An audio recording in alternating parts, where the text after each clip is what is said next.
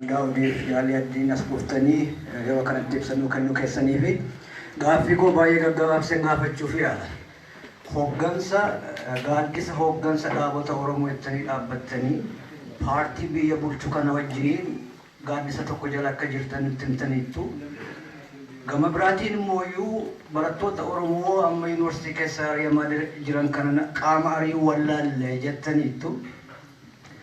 Akka dhageenyutti sooshaal miidiyaa irratti akka argannetti ijoolleen kun humna nageenya warra dhamanii warruma biyya bulchu kunan ajajamanitu mooraa keessa ari'ee doormii isaanii seenee tokko tokkoon funaanee keessa akka baase dhageenya.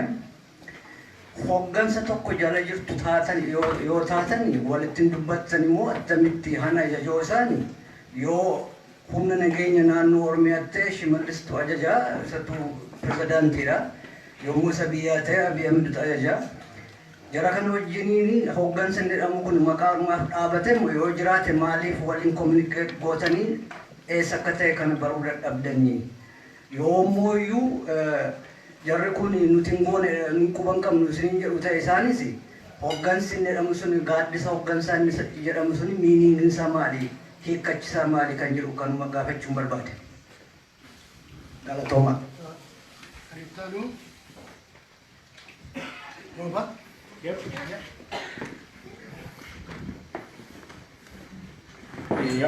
Ani gaafin koo gaafii mataa kophaa kun taane gaafii ijoolleen biyya Suudi Arabiyaa irraa na gaafattesaniin obbo Daawud gaafachuu barbaade. Tokkoffaanii agartee nuti wallooni gara Afariitiinis gara Amaaraatiinis uummanni nuti duulee uummata Oromoo walloodhaa fixaa jira. Addi bilisummaa Oromoo waan kanarraa maal qabaa? Agartee dhaabbotiin adda addaa uummata walloorraa yookaan waa tokko tokko dubbachuudhaaf sodaa guddaa waan qabaniif dhaabni adda bilisummaa Oromoo kaayyoo akkam qabaa jechuudha barbaadeeti. Isa gaaffiin koo. Asumatti isin gabaasa boodatti deebi'u. Kubra.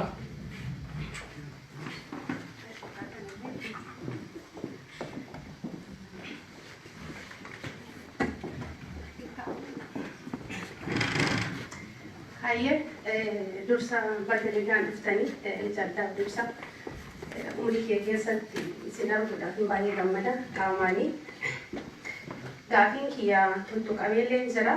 Kan gaafachuu barbaadu ammatti haala biyya keessa deemaa jiru martuu ni arga. Kan miidiyaanis ta'e kan biyya keessa jiru yoo miidiyaalee hordofuu baate dhaga'in waan deemaa jiru.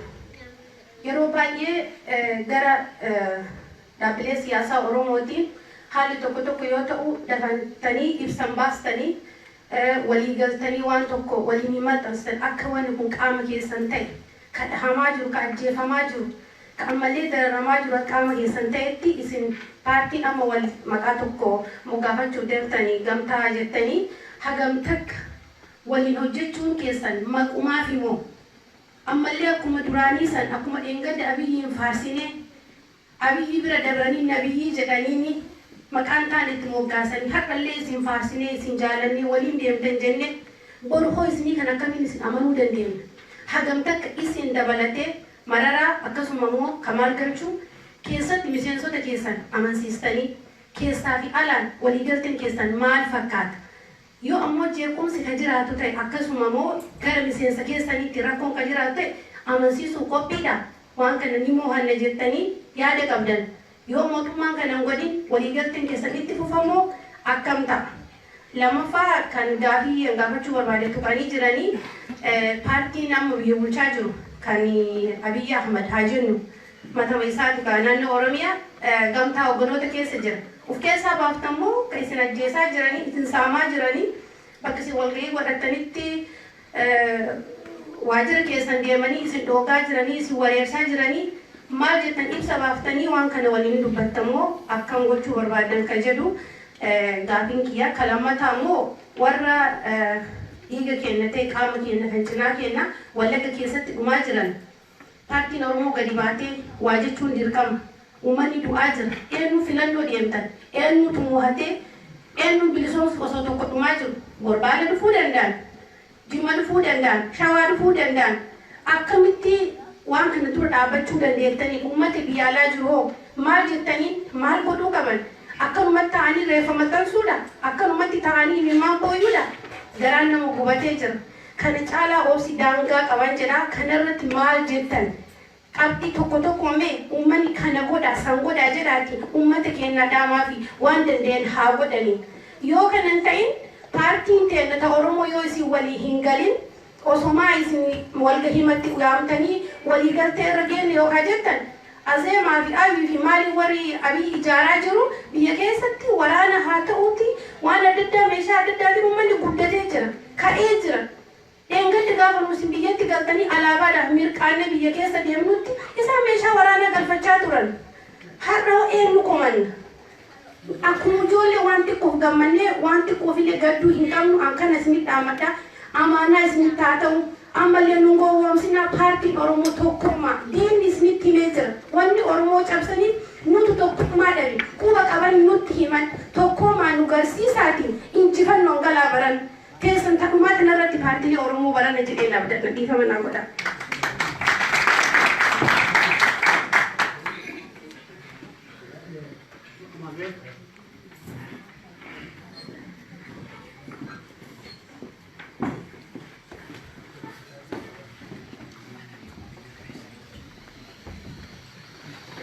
Tole duraan dursee hariiroo bilisummaa Oromoo Jaandaawwii kan saanduqaan dhufan akkasuma iyyuu keenya bakka nagaadhaan tamsiin jira.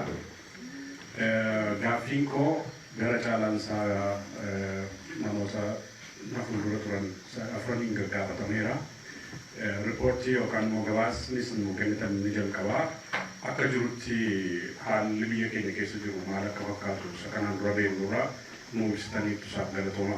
Garuu gaaffii sana waan nu gabaaftan kana keessatti wanti isin tuqxanii bira dabartan akka namni amma fuuldura gaafate kun jedhutti haalli Wallaggaa Gujii Boorana keessa jiru maal fakkaata isa jedhu dubbattaniitu malli isaa hoo maali? Kana booda dur tarii bilisummaa Oromoo yeroo alatti turetti kanarra dhageettii qaba ture Oromoon kanarra sodaatama ture. Amma addi bilisummaa Oromoo yeroo inni biyyatti deebi'ee biyya keessatti dorgomuuf yaalii gochaa jirutti Oromoon isa durii caalaa tuffatamee namaa gaditti dhaqqabame dhiiga saree ta'aa jira. Kanarratti paartii isin wajjin hojjechuudhaaf amma walii galtan sadan lamaan waa jedhu jennee eegaa turre hamma wanaatti namni waa tokko iyyuu dubbate hin jiru. Lafa lafatti dula na filadhaa argina. Lafa lafatti immoo biiroo adda addaa banuu waajjira adda addaa banuu argina. Kun waan dansaa deemsa keessan gara keessaniif gaarii. Kana nama gaafachuu barbaadu akka kanatti itti fufaa ajjechaa nama jiru. Waraana bilisummaa Oromoo wajjin kana booda isin walitti siniidhuun barbaadu maaliif already dabarsitanii abbaa gadaa Oromootti kennitaniitu uummata Oromootti kennitaniitu. Inni dhimma jiraatee jiru. Kanan jechuu barbaadu garuu akka dhaaba Oromoo tokkootti balaaleffachuun isin irraa diigamu ture. Mootummaa kana barreeffamaanis haa ta'u miidiyaa addaatti baatanii dubbachuun yeroo Oromoon du'uun isaa isiniinis dhibba gatii ta'eef isin dhibuu dadhabeetu hin ta'in maaf hin dubbanne amma gaaffiin kan ka'aa jiru kallattii adda addaatiin Wallaggatu Oromoo ta'uu dadhabe moo Gujiitu Oromoo miti moo Booranatu Oromoo miti moo eessatti immoo dorgomamaa isa jedhudha gaaffiin namni hedduu gaafatu jechuudha. Isatti dabalee gaaffii gabaabduu qabu tokko filmaata dhufu kana keessatti harka dhibba tokko keessaa dhibba tokko akka gumii amma jirtan kanatti akkas mootan beekamaa. Waan tokko iyyuu waan nama shakkisiisu hin qabu deemsi keessanis gaarii. Isa booddee waan dhufutu baay'ee nu yaaddisaa jira akka nama ala jiru keessa ta'u akka Oromoo tokkotti wanti nu yaaddisu tokko mootummaa nama biyyaa bulchaa jiru kuni ilmoo mootummaa isa kanaan dura tureeti. Kanaafi hatuuf dudduubatti deebi'e jennee amantaa hin qabnu. Kanaafi immoo hatu yoo saanattanii yoo sagalee keessan sagalee uummataa kana isin hawwatan maal gochuutti adeemtu. Bosona seentu moo biyya keessa keessanii duraatan jettanii akkuma kanaan duraa warra biyya keessaa qoosaatti jijjiiramee sagalee uummataa saamamee wanii ta'e sanatti deemtu. Istiraatejii gaaffii istiraatejii kuni tarii akkamitti deemuuf adeemsa jedhudha galatoomaa.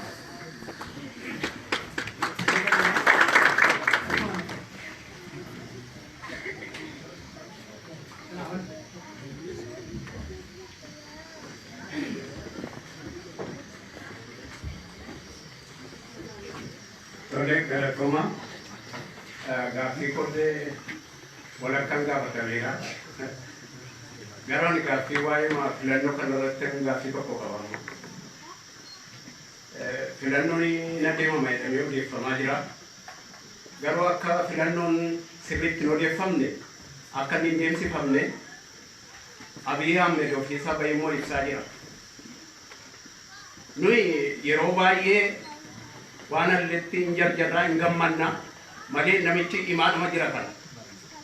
Dargaggoo Finfinneedhaa walitti qabee filannoo dhufurratti waraqataan nu kennaa yookiin immoo nu dhiisaa malee lubbuu keessan dabarsitanii hin kenninaa eenyuuf jedha.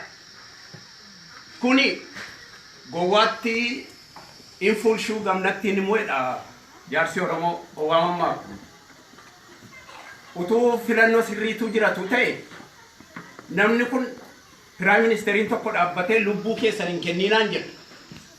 Waan sanaaf iqqidiin jiraatii induuyinaa waan isin hin jenneen fudhattu jechuudha nama galuuf. Inni lammataa yeroo Mallas Zeenaawii du'u atattamaan jarri ajajoota waraanaa walitti qabaniiti maaraga hiruu shellamuu ka'an. Namoonni hubatanii amma yeroo kanaa booda somni ittiin Mallas sobee faranja amansiisee kam jedheetu biyya bushuu hafee biyyi sun waraanaan bultiin.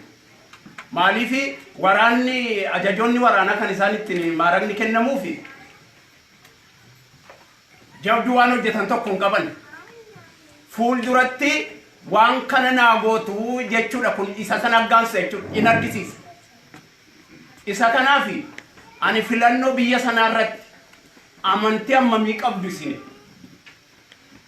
Filannoo biyya sanaarratti amantii ammamii qabdu. Maaliifi yeroo baay'ee siyaasni keenya kan inni duubatti hafu rakkinni keenya inni guddaani namni uummataaf dura bu'e tokko waa tokko dafee ifa baasee uummata burjaajessuurra ifa baasee yoon dubbatu ta'e rakkinni sun rakkina bal'aa ta'a. Kana duras kanumadha. Kakkabeefsaa kanatu hin godhu. Uummanni waan fedhe akka hubatu uummanni keenya dafee gammada waan ta'eef waa tokko nu hubatu. Abbaa barbaadeetu uummata keenya gammachiiseetu harka walitti rukkuchiisa. Isa kanaafi uummanni keenya waa tokko akka hubatuufi amantii ammamii qabdu isin filannoo kanarraa. Kanumadha inni kan gaafatameera. Galatooma.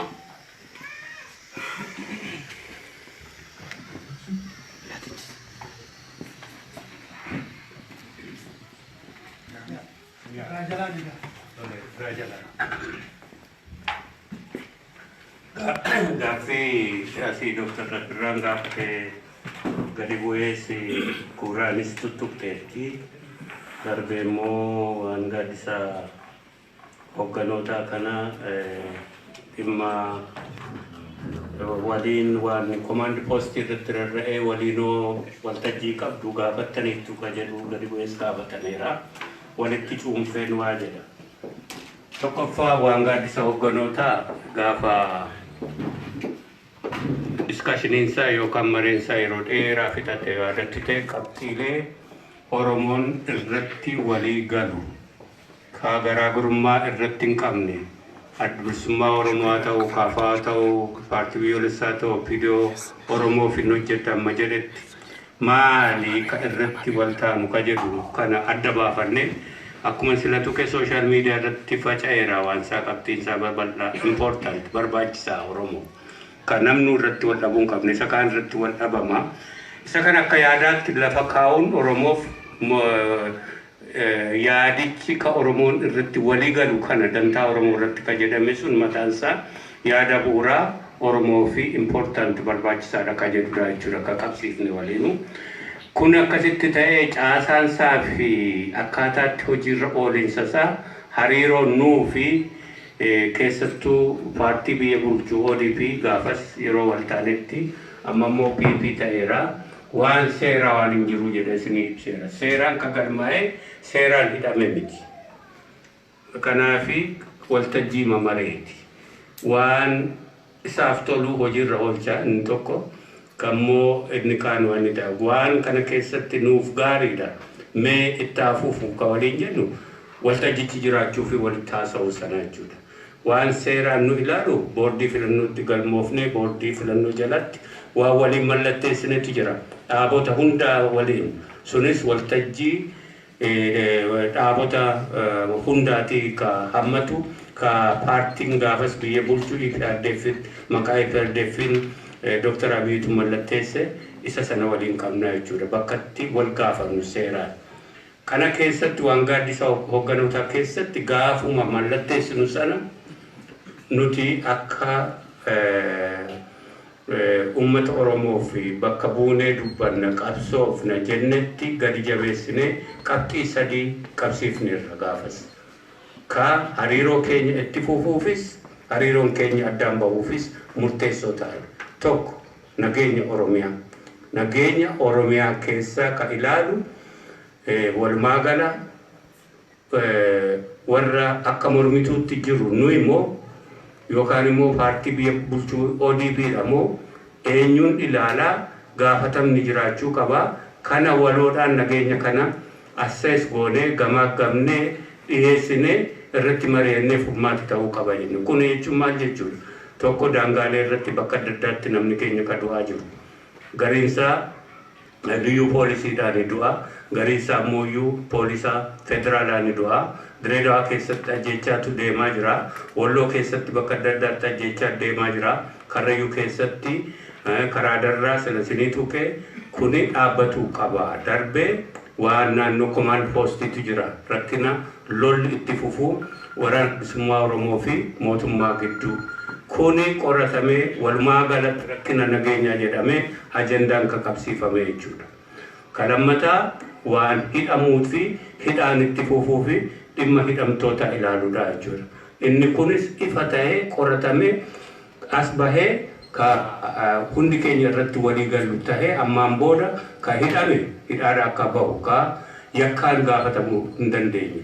Ka mooyyuu gara fuulduraa hidhaan akka hin jiraanne hidhaa keessaa bahuu qabna ka jedhu. Ka sadaffaa paartiileen siyaasaa hundi nagaadhaan Oromiyaa keessatti socho'u.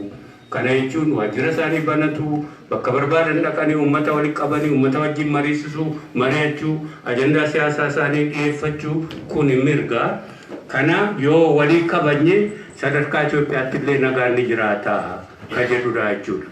Kanaaf isaan kana qabsiifneerra gaafas ajandaaleen kun hin dhumanne mallee siiriyeesilii taa'anii irratti haasa'amanii furmaatisaa as hin baane yeroo adda addaatti namni itti ramadameera. Itti ramadamuu keessatti qoratanii akka fidan jedhameera. Isa kana akkasitti engage wal gochaa waan gochaa hanga deemu qaba. Ijibbaatisaa hanga deemamuu qaba. Akkuma mana kana keessatti calaqqisu biyya keessatti illee uummati illee obsa isaa fixachuutti jira. Amma mana kana keessa kan hin argaa jiru obsatu dhumatee jira. Isinuu dubbataa hin jirtanii maal hojjettu nu gowwoomsitu hanga sanaan nutti deemaa jira nutti. Barbaachisaadhaas immoo mootummicha irratti immoo kana caalaa obsisaa gaafa obsi kun dhumatee jedhutti Itoophiyaa fuula gaariin ta'u waan uummati Oromoo keessatti akkasitti awwaalame danfaa jiru kun kana itti himaa jirra fuulaa fuulatti kana irratti sodaa tokko illee hin qabu ni dubbanna walitti garuu mee keessaan walitti himnee waan ni goonu ifa engage walaa goonu ka jedhuudhaan obsaan itti deemaa jiraachuu keenya malee sodaaf waan irraa miti jechuu goone. Kuni kana keessatti egaa ka asiitii Dr. Rabbirraan kaase waan barattootaati.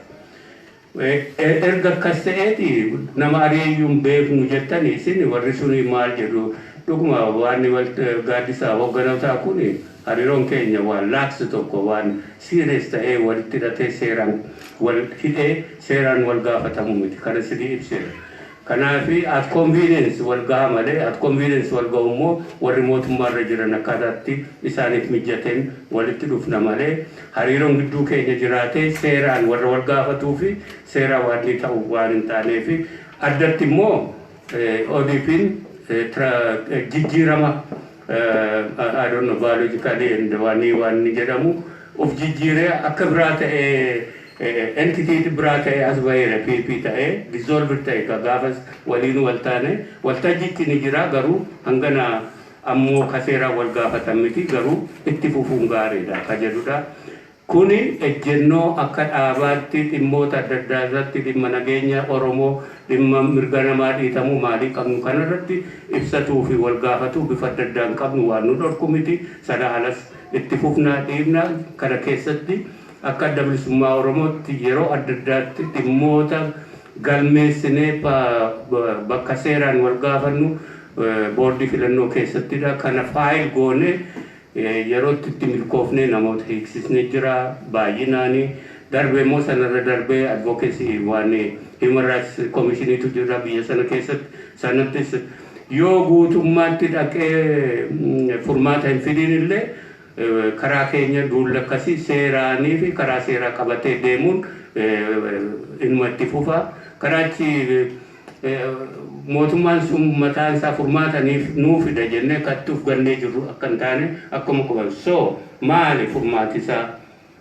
ajjechaan itti fufuu qabaa ari'atamuun itti fufuu qabaa itti fufuu qabu inni kun immoo seeraanii fi karaa seeraa qofa wal gaafatuun ka argamu miti Oromoon mirga isaatii advokeesiidhaanis haa ta'u bifa adda addaanis ka biyya keessa jirus ka ala jirus qaama isaati ka du'aa jiru ka ajjeefamaa jiru gaafachuu fi humna tokkoo fi sagalee tokkoonii fi sagalee irree qabuun alagaattis advokeesiidhaan mootummaa sanas immoo gaafachuudhaan mirga isaa waan ta'eef kana dhaabsisuu irratti socho'uu qaba dagaan socho'uu jiraatee jechuu kooti malee karaa paartiilee qofaan yookaan paartiilee gidduu hariiroo jiru waltajjii jiru qofaan Oromoon eeggatu ka jedhu gara furmaataatti nu geessu kun ejjennoo keenya jechuudha. Kalama biyya sana keessa seera qofaan hojjetaa hin jiru kana waan ta'eef hin kaasa advokeesiinii fi sochiin uummataa mirga isaa gaafatuu socho'u dirqama isaatiif fincila waamuu koomiti kanarratti mirga qabu keessatti jechuu kooti. Ka lammataa gaaffiin ka roobaan kaa'edha waa walloo irratti ka adda bilisummaa Oromoo ifaadha. Dhimmi walloo gaafa chaartaraatii shira TPLF nurratti hojjetamuuni sagaleedhaan mo'amneeti sagalee sana keessatti maallaqis faca'ee doorsisis itti dabalameeti walloon akka daangaattuu amma gara Amaaraatti kan daangeffameef malee adda bilisummaa Oromoo seeraanis akka sirnaattis walloon Oromiyaa keessa ta'uu qaba akka jedhudha jechuudha. Har'allee jennoon keenya kanuma haa ta'uuti amma fi sirna federaalizimii kana keessatti achi naannoo Amaaraa keessatti daangeffamee jira. Naannoo Amaaraa keessatti daangeffamee jiru kana keessatti raayyaan Tigraay keessa jirus walloon naannoo Amaaraa keessa jirus yookaan immoo Matakkal naannoo Gumuzitti daangeffamee jirus Oromoonni naannoo biraa keessa jiraatan mirgi isaanii achi keessatti kabajamuu akka qabu kun ejjennoo keenya yeroo adda addaatti kana ibsanneerra naannoo boordii filannootti illee kana himaa jirra mirgi isaanii kabajamuu qaba mirga keessaati inni tokko afaan Oromootiin barachuu mirga isaaniiti qaamoonaa dhorkamee jiru bakka hedduutti kuni maaliif ta'e Tigraay keessattuu barsiisuu danda'a Oromoon afaan Oromoo yookaan immoo yoo barbaachisaa ta'e Gondar keessattuu akkuma isaan afaan Amaaraa biyya keessatti keenya keessatti barsiisanitti kuni dhorkamuun rakkina poolitikaa biyyi sun qabdudha Oromoo irratti kana ejjennoo keenya gara fuulduraatti hojjetaa si walloo maal ta'a ka jedhu sana yookaan walloon garamitti waan ni ta'a ka jedhu uummata walloo irrattidha hundaa isa kana yeroo adda addaatti ibsineerra referendamiin ta'ee uummati kun gaafate garatti ciccituu qaba kun mirga isaatiin gara fuulduraatti ka uummati sun murteeffatu ammasitti garuu nageenyi isaa fi karaa adda addaa daangaa dhiibuudhaan waan ni ta'u kun seera ala ka jalqabatti itti gaafatamu mootummaadha mootummaatu nageenya uummata sanaa tiksa mootummaan gaafatan fudhatee kana dhaabuu qaba ka jedhudha uummata walloo irraa qofa otoo hin taane uummata Oromoo walii galaa irrattu kun rakkina bakka adda addaatti jirudha jedhee duratti ibseera inni kun ka dhiibnee gara fuulduraatti mirga keenya kabachiifatu ka walii galaa kan hin jalqaba ajendaa tokkoffaa godhee kaa'ee keessa jiran paartiilee siyaasaa biyya sana keessa jiran maqaa Itoophiyaa maxxanfatanii deeman haa ta'anii paartii biyya bulchaa haa ta'u mootummichi haa ta'u ammallee taanaan sabummaa Oromoo fi eenyummaa Oromoo fi tokkummaa Oromoo irratti haleellaa yookaan attaakiitu jira. Dhaabbatuu qaba hundi kun. Inni kun gara fuulduraatti Oromoo fi kaan waliin jiraachuuf murteessaa tokkummaan Itoophiyaa sun tikfamtee jiraachuuf murteessaa ta'uuf deema. Yoo Oromoo diiguu mirga Oromoo dhiibuu itti fufuu instituushinii isaa diiguu doorsisuu sabboontota hidhuu kana itti fufe Itoophiyaan sun hin jiraattu. Kuni mirkaniidha. Oromoon diigamnaan Itoophiyaan akkatti waliin jiraattu hin jiraattu. Isaan garuu ka filatanii jiran propagandaanis haa ta'u gochaatiinis Oromoo diiguu fi addaan faffacaasuu fi bakka adda addaatti immoo daangaa isaarraa mocorachuun ofitti hammatu kuni gara diigamsa biyyattiitti geessa. Kana hubachiisu jira ejjennoo keenya. Haa ta'uuti isa kana Oromoon kabirarraa eeguun da'u hin qabu. Wareegamu hagamuu baafame garaagarummaan osoo hin jiraanne alaaf keessaan darbee immoo ummatichi wal gidduu isaatti ka warri kaan walii hawwan sana didee dhimmoota kanarratti ka walii ibsinu kanarratti tokko ta'e yoo dhaabbate dirqii isaanii ni kabaju. Kanuma ka walii himaa jirru ka walii dhaabaa jirru isa kana nageenyaan mootummichis gaafatama isaa bahuu qaba ka jedhudha jennoon keenya. Kani kubraa wan koaalishiniin kun erga dareefu gara ji'a tokkoof erga ijaarameeti. Kana keessatti miraakilii yookaan waan raajii tokko nurraan eegina. Sichi seeraaniyyuu nu eeyyamame akka seeraatti koaalishin yookaan gamtaan kun akka socho'u hin eeyyamamne ammatti akka seeraatti otoo hin eeyyamameen immoo akka gamtaa sanatti waliin ibsa baasuus haa ta'u waliin deemanii ummatatti dhiyaachuus haa ta'u waan adda addaa hin danda'amu. Seeratu nu dhorkaa ammayyuu taana mata mataani jirra hanga sartifikeeta sana argannutti. Kana nu hubatu. Haa ta'uuti waltumsinee dhimmoota adda addaa irratti waliin dhaabbachuun ammatti kallattiin qabatee jiru waan nama amansiisaadha. Biyya sana keessatti garuu waan garantii ta'e yookaan wabii ta'e hin jiru. Haalli poolitikaa dhufee waan hedduu diiguu danda'a. Hanga sana ta'etti ammatti garatti deemaa jirru hanga biyya sana keessatti akka paartii opposition paartiitti sochoonutti dhimma Oromoo irratti paartiileen sadan kun bu'uura tokkummaa ta'anii bu'uurama tokkummaan kun akkuma iyyata sana keessatti kiliilli yookaan ifa ta'ee barreeffameerutti inni kun gara front yookaan adda yookaan immoo marjaritti iyyuu deemuu danda'a gara fuulduraatti ka jedhu achi keessatti tuqamee jira. Kun piroosesiidha. Guyyaa tokkootiif yeroo gabaabaa keessatti kaawwannee ta'u miti. Haa ta'u kana keessatti akkuma sila tuqxan isheenis bal'inaan waa tuttuqxee bifa aariinis dubbattee dhuguma nama aarsuurra darbee dhimmi kun waan gara abiddaattu nama oofuutti jira. Inni kunis immoo tokko lolli karaa Gujii fi Booranaa fi karaa Wallaggaa itti fufuudha jechuudha. Isa kana keessatti interview yeroo adda addaatti kenne keessatti yoo dhageessanitti ta'e ammallee taanaan mootummaa kanarraa kan eegamutu jira. Kana keessaa darbu lola qofaan waan kana fura jedhee itti deemuun gaafa lola kana jalqabanis itti meeranii biyya kanaafis hin taatu naannoo sanaafis gaarii hin ta'u. Inni kun lola qofaadhaan waan sana furra jedhanii itti deeman.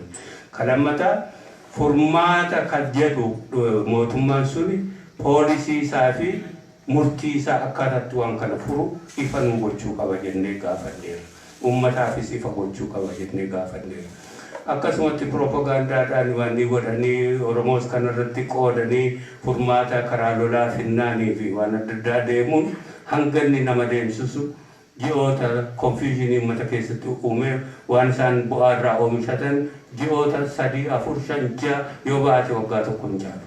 Kun immoo furmaata hin ta'uufi isa kana dhaabanii waan mootummoota yeroo darbe mootummoota Itoophiyaa darban irraas barnoota baratanii waan kana sirnatti xumuratuu qaban lafa kaawwatuu qabanii dhimma kanarratti Oromoo qofa hin taane alagaanuu isaan gaafataa jira. Kan jala bahuu hin danda'anii kanaaf mootummicha gorsa isaa ta'u gaaffii ejjennoos kan nuti qabnu ifa gochuu qaba poolisii fi murtii isaatti qabu kan nuti jechuudha. Lola humna hidhate sana wajjin loluun ka mootummicha ka ejjennoo isaati ka seerris kennatuuf ta'a jedhamu ammoo uummata siivilii nama tokkollee ta'u ajjeesu qabeenya isaa gubu yookaan immoo dararu mirga uummataa akkasitti bal'inaan haala nama suukanneessuun mirga uummataa vaalet gochuun immoo seeraan isaan gaafachiisa jaallatanis jibbanis waan isaan gaafachiisudha hojjetaa jiran. Uummata siivilii tuquun lola kamuu keessatti kiraayimiidha. Biyya sana keessatti bakka adda addaatti gandatu gubataa jira. Ganda uummataa Gujii keessatti deddeebi'ee haala nama saalfachiisuun siiviliitu ajjeefamaa jira. Karaa Gujiis haa ta'u karaa Wallaggaa inni kuni ka ummati Oromoo qofti osoo hin taane addunyaan isaan gaafachuuf deemudha. Kanadha dhuguma hangamma akkaataatti inni deemu gara abiddaatti ummata kana iyyuu dhoofuutti jira. Kana of keessa ilaaluu qaba mootummichi. Gara filannoottis deemus nagaadhaan kan ummati biraa hawwu kanaan dura ummatoota Itoophiyaa hundi kana keessaa baanee gara nagaatti darbina jedhanii hawwanittu gufuu guddaa ta'uuf deema. Kana uf qaanii tokko malee sodaa tokko malee itti dhiibna akka isaan keessa ilaalanii waan ni godhani isaan hin baafne immoo kan olaan deeman suni kanuma kan jechuu danda'u sanarratti. Ummati immoo kanarratti gaafachuu fi waan ni gochuun mirga isaati. Kani amaanuelis kanarratti gaggaafatee yaada daddarbateera deebiseera kana kaajjechaan itti fufuus gaafateera. Ka filmaata booda mee akkamitti ilaaltuudha ka amaanuel kaasee. Inni kuni gaaffii adda bilisummaa Oromoo fi gaaffii otoo kun atuu asii kaaftee kaleessa Swidinitti gaafatameera. Mana kana keessaas immoo nama yoo harka baasaa jenne harki 190 gaaffii maatii qabdu kana qabaa jechuudha. Waltajjii boordii filannoo irratti paartiilee siyaasaatii hundaatiin kan hin kaane hin jiru. Hedduun isaanii gaaffii kana kaasaniiru. Tokko boordiin filannoo dhuguma gara nama 200,000 fi 50,000 warra election manage godhan bulchan. Kana jechuun hanga gandaa fi hanga district yookaan waradaatti isaan kana ramaduu sichi ramadaa caasaasaa sichi diriirsaa. Kana keessatti dhuguma isaan kun hundi isaanii paartiilee siyaasaa irraa walaba. Addatti immoo EPRDF kanaan duraa irraatii walaba ta'anii employed ta'uu yookaan qaxaramuu isaanii nuu mirkaneessuu qabdanii liistii isaaniillee nuu kennuu qabdanii. Kana duuba maaltu jira? PP fi EPRDF durii fi kanneen tika hojii keessa jiran qaxaruuf deemtanii kaboorti ganama korojoo keenya hatanii jechuutu jira jechuudha. Shakkii kanatu jira. Kana boordii filannootti ifaan itti himameera. Liistii isaanii beekuu barbaanna. Eenyummaa isaanii beekuu barbaanna. We want to be sure warri kana manage godhan kun independent ta'uu isaanii jechuudha jechuudha. Kan ammataa sanarra dhaabbatee nageenya ka'e hundaatinu nageenya kana keessatti humni waraanaa fi humni poolisaa fi humni tikaa kana keessatti qoodisaa deemsa filannooti ala ta'e ka hunda walqixa tajaajilu ta'uusaa nageenya tiksuu irratti malee paartii biyya bulchurraa ajaja fudhatee ka korojoon hanne yookaan filmaata sana hanne ta'uusaa. Kuni nu mirkanaa'uu qaba. Bifa mirkanaa'aan itti deemuu keenya baruu barbaadna. Dhumarratti itti bahisaa hundaatiif bilisa ta'ee ka humna security forces keessan galle ta'uusaa baruu barbaadna. Yoo kun akkatti haquu qabu. Warri bakka paartiilee warra mormanii bu'anii waan kana daawwatanillee sodaa tokkoo fi birraa tokko malee achi ta'anii daawwatanii mallatteessa eeyyee dhuguma bilisaan filatameera lakkaa'ameera kana mirkaneessina jedhanii mallatteessuuf birraan qabanii kana hunda of keessaa qaba. Yoo process kun amansiisaa ta'e qofa gara filmaatatti deemamuuf ta'a ka jedhutti himameera. Kana eeguutti jirra. Yoo inni kuni hanga harka 100 keessa harka 70 yoo milkaa'e filmaatichi nagaadhaan xumurame harki 30 yoo rakkinas qabaate iyyuu nuuf akka adda bilisummaa Oromoo yoo sana ta'e Oromoon bakka bu'aasaa nagaan filatee jijjiirama wayiitti deemna jennee amanna. Kana karaa keenya isa kana keessatti kaatilaa'uun kaasne waan sirnaa alaatii waan hedduutti deemsaa jira paartiin biyya sana. Isa miti paartiilee tokko tokkos waan kana keessa seenni kun registered ta'ee boordii filannootti galaa jira. Dura dabarsanii nuti mooneerraa akkuma teettee lubbuu keessanii fi waraqaa keessan filadhaa maaliin kun daddarbatamaa jira akka seeraa miti inni kun seeraan nama gaafachiisa inni boordii filannootti himamee jira sanarra darbameeyyuu bakka hedduutti sochii paartiilee gufachiisuu keessattuu ka adda bilisummaa Oromoo ifaan eenyuyyuu haaraan jirre ka paartii sana gaafachiisu bakka hedduu galmeessinee ammallee yeroon dhufu galchinee jirra kanaan duras galchinee jirra ammallee itti fufa dhaqee gara guyyaa filmaatichaatti yeroo siqu rikoordiin kun hundii fi waan boordiin filannoo hojjetu nagaadhaan filmaatatti deemnamoo hin deemnu ofii keenyallee akka murteeffannu ka nu dandeessisan ta'u jennee tamanna proses kanaan deemaa jirra kanarratti hundi keenya qaroo taanee ka duriirra adda ta'uusaa ka dhiibbaa isaa goonu ofii keenyas qaroo taanee haa eeggannu hunda keenya ilaalaa dhimma saba keenyaati dhimma uummata keenyaati dhimma biyya keenya Oromiyaa fi waliigalamuu ollaa keenyaati kana keessatti namni hundi hirmaatee akka nu gargaaru barbaanna fayyaa ta'a.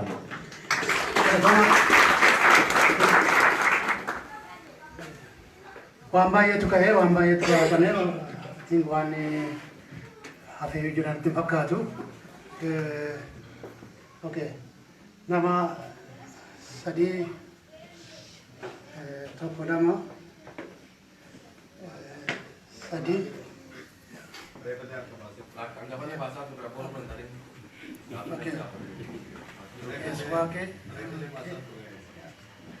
badhaasa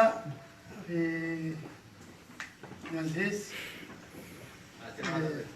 ya okay ya nama afur ya afur nama afur kennam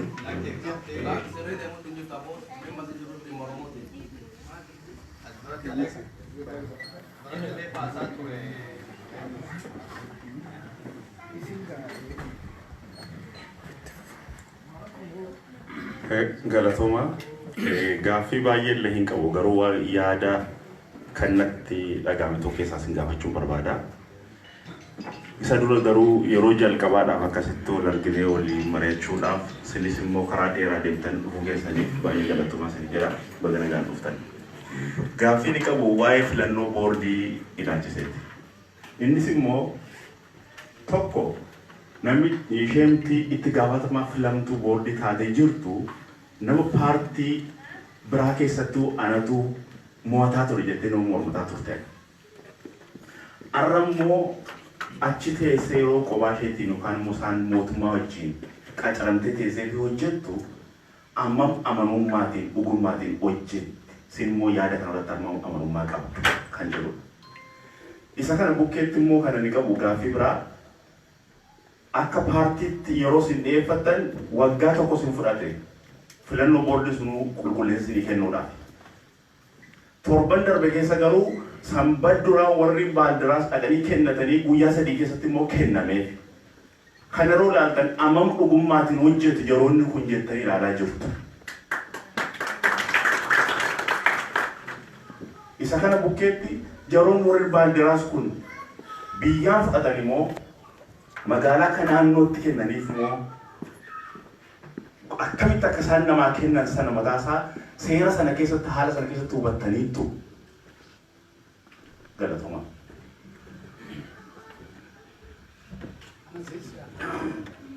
Galatoma. Gaaffiin koo tuttuqameera garuu waan tokko kiliiroo wanti ta'uu qabu tokko jira. Gaaddisa hogganoota Oromoo laalchisee yeroo walitti dhuftani ODPtu ture. Har'a ODP'n jigeera. Oromoo represent godhee jechuudha. PP'n jaarmiyaa Oromoon qabu. Akkamiinidha gaaddisni hogganoota Oromoo kun kan inni jiruuf. Akkamiin waliin teessu amma. Isaan Itoophiyaa bakka bu'anii isin Oromoo bakka buutaniiti moo akkamittiinidha. Inni kun kiliirii naan taane.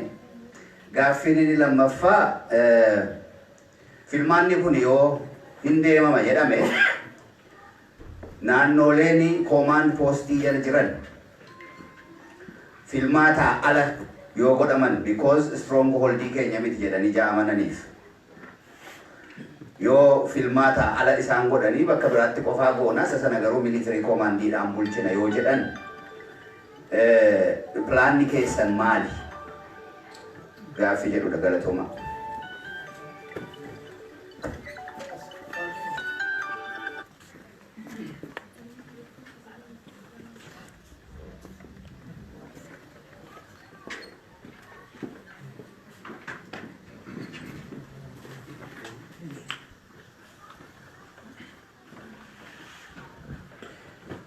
Tole hunda duraa qabsoo handhuuftuu waggaa dheeraa waan hunduma kan hunda gatii nama baasisu baattanii waggaa dheeraa booddee abbaa qabsoo sanaa fi uummata Oromoof dhaaba ijoollee inni miixate of keessaa dhalchee deebistanii magaalaa guddittii Oromiyaa Finfinnee keessatti uummata Oromootiif akka harkaa futanitti utuu irraan faqqeessin deebistanii nagaan uummata isaatti galchitan. Aarsaa guddaatti baastanii kanaaf baga gammadanii jechuun barbaada hundarraa. Kana booddee akkitti amma jiru akka malee yeroo kamiyyuu caalaa hadhaa yoo ta'e iyyuu dugda duubaan karaan hin jiru jechuudha. Fuuldura duwwaadha malee. Sanatti guddaa gammanna. Kun kan dhufe gatii lubbuu foon lafee isaaniitti kennanii hangafoonni keenya fidanidha. Gaaffiin qabaan amma. Tokko. Baraan baraas moo balaa as baashettani maqaase yaa ta'u naannoo Finfinneeni qaami guddichi Oromiyaa akka strongholdiitti ta'ee fi filmaata irratti gaggeeffachuu adeema. Gaaffiin Finfinnee garuu gaaffii Oromiyaa guutummaa daangaa kallattii arfan jirutti adda ba'ee ilaalamuu hin danda'u. Loojikalii nafxanyaan yeroo nafxanyaa namni baay'een hin jaallatu. Saayikoloojikaalii kuftanii qorqalbiidhaan kuftanii nafxanyaa jechuun yeroo baay'ee waan ta'eef sodaa hin qabnu nafxanyaa kana jedhu yeroo hedduanii gara haa ta'u nama dhuunfaa ta'uu nama aayidooloojii Itoophiyaanizimii baatee adeemee Oromoof Oromummaaf Oromiyaa cabsuu deemuun akka itti rifeeru godha yeroo naasa'u. Amma gaa kana akkamitti ilaala adda bilisummaa Oromoo? Akkamitti diskiraayibii gootu? Akkamitti difeendi godhuu deemtu? Ka'ee ture yaada kun baay'ee gadi fagoo yaada waan qabu fan deebisee irra deebi'ee dubbadde. Inni lammaffaanii sooshaal miidiyaa kanarraa wanni deemaa ture waa'ee dhaabii Oromoo jiran mootummaadhaaf yookaas EPP haa jennu gabaabumatti mootummaa Abiy Ahimedii fi sagalee kennuu deemu walii galaniiru jedhama. Isini warra yoo sagalee argatan Oromiyaa keessaa sagalee kana Abiy Ahimediif kennuuf deeman keessa jirtu moo keessa jirtani? Kana ifaan gootu. Maaliifan gaafadha kana namni uummata Oromoo bakka bu'ee sagalee isaa EPP yookaas dhaaba amma Abiy Ahimediin gaggeeffamuuf kennu harka isaa jechuun harka Oromoo jechuudha.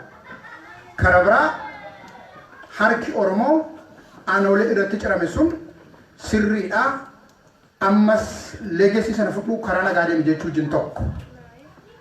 Namni dhaabi uummata Oromoo bakka bu'ee har'a sagalee isaa kennuuf dhoksaa ta'u mul'inatti EPP jin walii galuu har miila keffiyaaloofa cite sana gaarii goote jechuudha. Badhaasa kennuudha.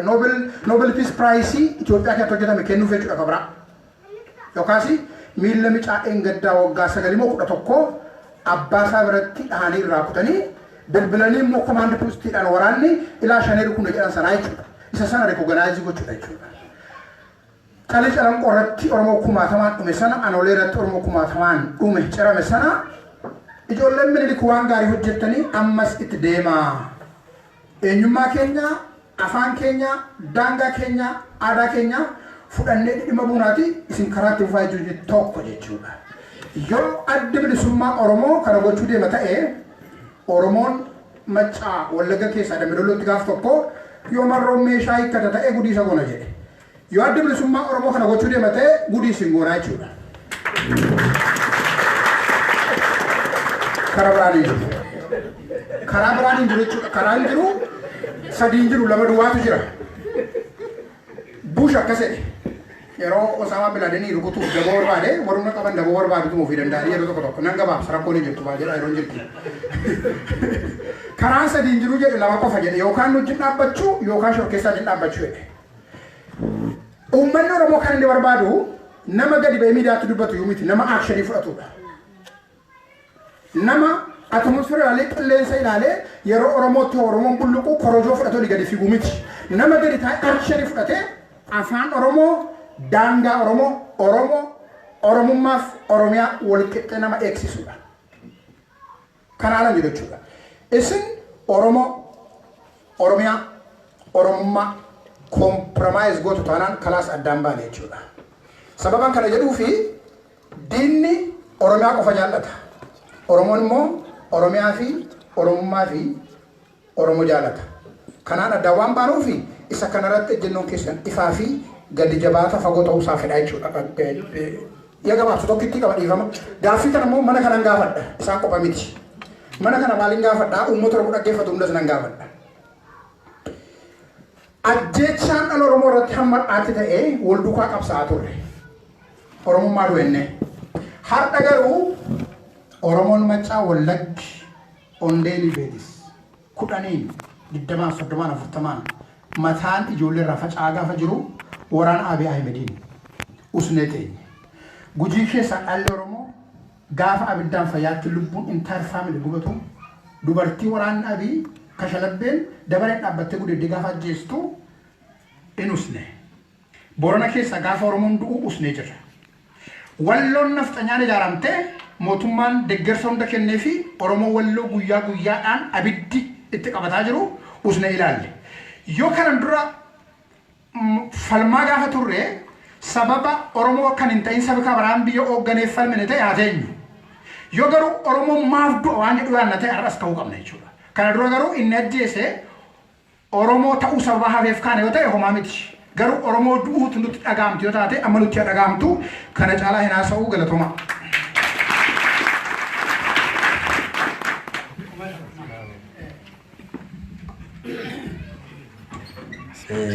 Yaa uummata kiyya saba jaalatamaa saba kabajamaa saba amanamaa.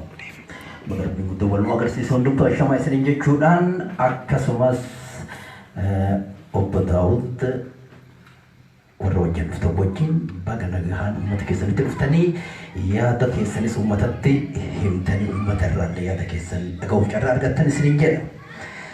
Asumarraan ammootu gara yaada dubbachuu barbaadeetitti seenaa.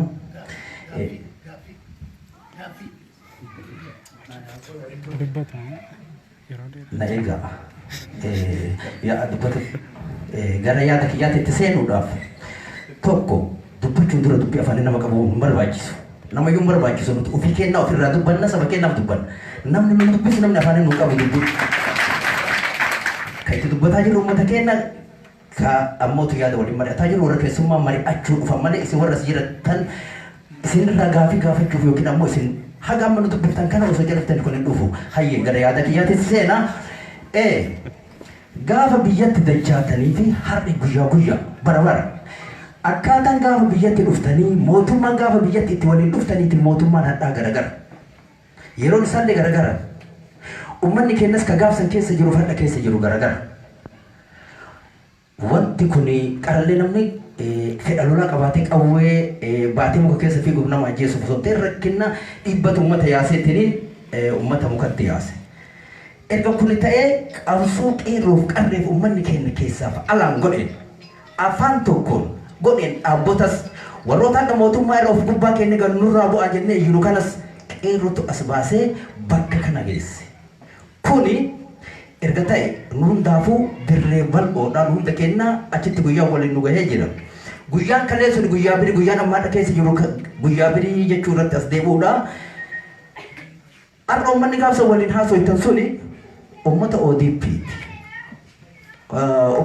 OPDOon bifa jijjiirratee ODP ta'e ODP irra bilisiginnaa ta'e wanti kaayoon gaafsa inni qabatee deemu kaayoon ammaatu waliin hin deemu amma kaayoon suni gaafsa maqaa fi illee ta'u Oromoo fi waan Oromiyaa fi waan Oromummaa waan jedhu kana qabatanii deeman har'a immoo kun hundumtuu waliin qabatu ummata kana gaafa teettanii waliin haasoftan bifa inni jijjiirataa deeme kanaan isin ammootu bifa dursanii waliin jala teettanii haasaa jirtan moo jara bifa jijjiiratte bakka san hin jiru. Akkamitti yaada jedhu kun yaada kana inni lammaffaa ammootuyyuu filmaatatti deemnaa ja'aa jirtan gara filmaataati. Filmaanni gaarii kanumaaf galameessi filmaataaf.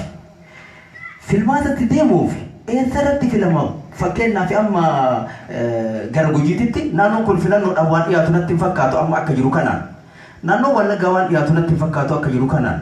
naannoo waraanni keessa jiru kanatti silaa deemtanii fakkeenyaaf isin amma bakka irraa dhalatan kana keessatti deemtanii uummata keessan tokko tokkoon achi itti waan amma hubachiiftanii ol dhuftani achiyyuu gahuu hin dandeenye osoo uummata keessa deemuu hin danda'in akkamittiin uummata kana bira teessanii dubbate yaa uummata kana kanaaf dhufne uummata keenya keessatti deemnee dubbifannaati waraana nurraa dhaaba uummata keenya irraallee dhaabsisaati yoo xiqqaate haga filannoo kun gargar tokko bahutti jettanii irraa gaafattanii takka kun gaafii isaati maaliif akkamitti deemuun hin danda'amure uummata mataa cinaa tokko haadanii cinaa tokko hin dhiisani bakka uummanni itti filannoo keessatti hin deemne keessatti filannoon deemu jechuun hin danda'amu kana filannoon kun yoo itti haala amma deemu kana itti fufee filannoon kun milkaa'uu dhabe ummata kana akkuma kaleessa diina jala keettanii kottee na baasii biraa dhuftammoo achitti ummata kanaa waliin ummanni kun gara deemuu qabu ummanni gara deemuu qabu ummanni kalees du'aa ture hadhas du'aa jira boris hin du'a kanaafi waliin amma akka amma ummanni jiru kanatti waliin dhumtamoo achirraa ammas dhaabbotiin isin duwwaa gaafiin kun gaafilee dhaabbotii hundaati gaafiin kun gaafii kana maal qabdan isin ummata kanaaf yoo filannoon kun hin deemin ala baatanii mukatti dachaaneetiniin achi gad oofnamoo bakka jirru kana ummata keenya waliin taane kaleessallee qawween biyyatti nun galchine hidhannoo onnee hidhannoo surrii hidhannoo tokkummaa hidhannoo wal jala yaa'insaa wal dhageetti bakka jiru namni afaan tokko dubbatee mootummaa taankii hidhatee ofirraa lafa buuse tokkummaan isin qabdan kuni hagam tokko jabaatan irratti wal marii qabdu yoo seeraan illee lafa hin kaawwanne jettani tana silaayyuu seeraan yoo ta'ullee baate akkuma nama ummata tokko falmuutitti ummata tokko falminaa maqaa ummata kanaatiin maqaa saba kanaatiin jettan kuni gaariidha ummanni illee akkasuma beekanus akkasuma beeyna kuni waan gaarii kanaafi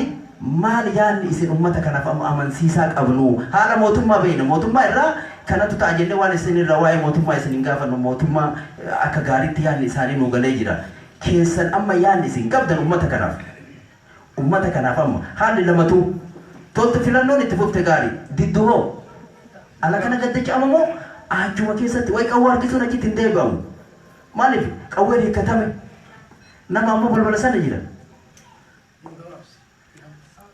akkuma fooguma kana jala naannoo ittanii bane ummanni kun fagoo deemee dhufe dhugaa rabbii dubbanne ummanni kun fagoo deemee ummata tokko manaa gadi yaaftanii as jala dhadhaabdanii gabaabsiite kunu yaada ummataa irratti afaan keessan nama qabu kun fashalee jira asumaa walitti eegalla hin dhageenyu isin yaadicha kana hin dhageenyu dhageeffadha ummata keenya yaada kan qabdan shabitti gataati isaan kaachii deemanii dhufaniif isiniif nutis kaaneef dhufneef isaaniif hunduu akka naasa'uu hin danda'u kaa isiniif kan murteessu yoo bulla biyya keenya keessa jira isaan nuuf dhufanii waliin bulla haafanni as bulla maaliif kun yaada fashalaaya kanaafuu yaada gabaabsee jira yaada akkanaatiin nutti hin deemnaa isin irraa hin fudhannu ammayyuu isinuyyuu kanaayyuu isin hin deeggaru yaada kana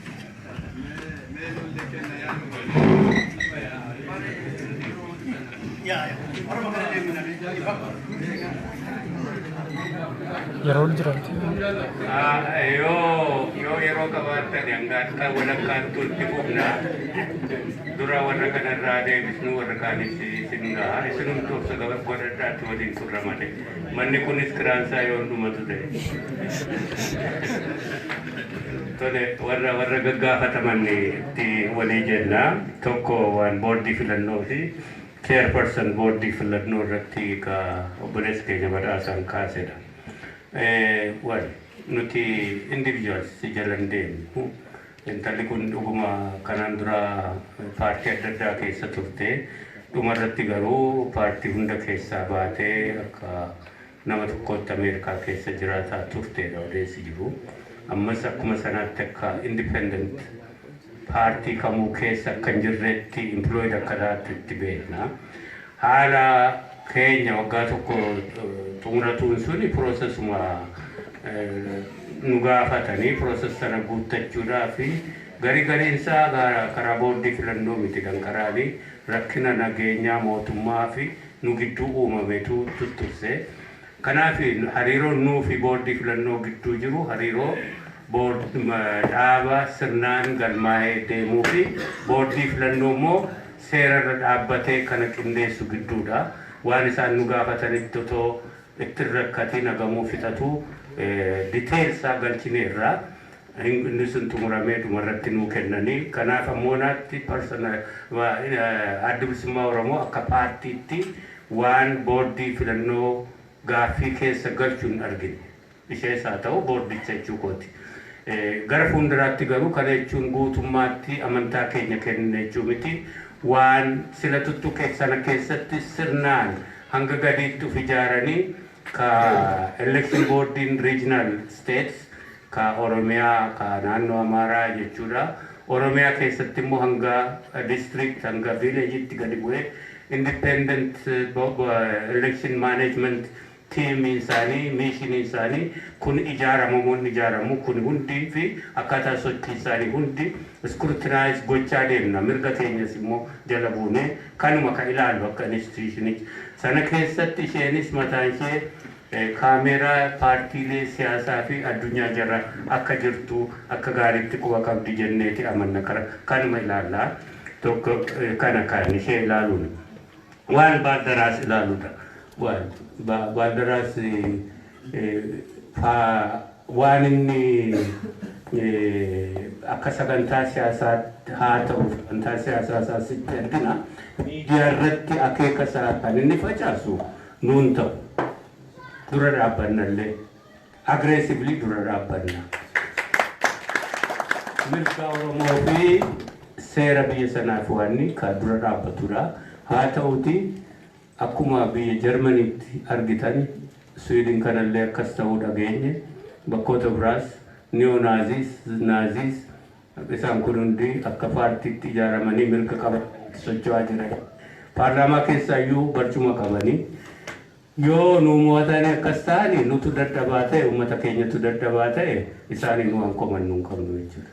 Kan nuti uf beeknu kan irratti uf amannu uummata keenya irratti amannaa haqa qabaa gaaffii haqa qabu kaasee jira tokkummaa qabaa Oromiyaa fi magaalaa guddittii Oromiyaa Finfinnee adda baasee hin ilaalu kun ejjennoo adda bilisummaa Oromooti kun ejjennoo uummata Oromooti kana baaldaraasaa ta'u Nazi partiin biraa ijaarame haa ta'u ittiin dhiifnu kun ejjennoo keenya kanarratti isa kanarratti waan hin jedhu paartiin siyaasaa Oromoo hundi ejjennoo isaa ifa gochuu qaba waan Finfinnee irratti. Akka adda bilisummaa Oromootti asii waaqeenis na gaafate asiis gaafatanni Finfinnee irratti ejjennoon adda bilisummaa Oromoo waggootaaf dhoksaa tokko malee ibsa walirraa walitti baasaa baate. Tokko Finfinnee gaafa 1991 yeroo boordariin regional states yeroo sararametti Finfinneen magaalaa guddittii Oromiyaa ta'uu ishee kuni irratti wal taameeti boordariin federal setup suni akkasitti gaafas wal taame. Gaafas heerri hin baane jechuu danda'u gaafuma heerri ba'e sanayyuu Finfinneen magaalaa guddittii Oromiyaati. Sana qofaa miti geographically Oromiyaa jala jirti kun waan eenyu gaafatu miti. Akka seenaatti immoo humna waraanaatu dhufee irra qubatee uummata naannoo sanaa buqqisee Finfinneen ijaaramte malee historically eenyuyyuu jala hin jirtu ka uummata Gullallee Galaan yeekaa ka uummata sana naannoo qaama Oromiyaati. Eenyuyyuu haaluu hin danda'u kan. Isni kuni gaaffii dhaqee ummati naannoo ummati Itoophiyaa keessa jiru kuni mirga Oromoo fi Oromiyaan immoo ka Oromoo taate magaalaa guddittiin Finfinneen kanarraa ka addan baane ta'uu sana fudhachuu fi kabajuu waliin jiraachuuf bu'uura ta'uu kana isaan gaafataa jechuudha paartiilee siyaasaa hundi. Mootummaan gara fuulduraatti ijaaramusaa ta'u akka amma jiru kanas kana kabajee gara nagaatti nu geessamuun geessuudha. Waan guddaa mirga Oromoo kana kabajee karaa adda bilisummaa Oromoo fi guutummaatti irratti amannaa ejjennoon uummata Oromoo inni kuni waan dandaaqamaan qabu Oromoo fi Oromiyaa fi Finfinneen addan bahanii adda ba'uus hin danda'an gara fuulduraatti akkasuu ta'e magaalaa guddittii federaalaa ta'uu dandeessi uummata achi keessa jiraatu mirga qabaachuu danda'a of bulchuudhaa fi seera Oromiyaa jalatti filannoodhaan warra isa bulchan filachuu danda'a. Kuni seera Oromiyaan gara fuulduraatti isaanii dirqisiistee isaanii kabajuu ta'uu bakka hundaatti himaa jira. Inni kun ejjennoo keenya ejjennoo Oromooti jechuudha.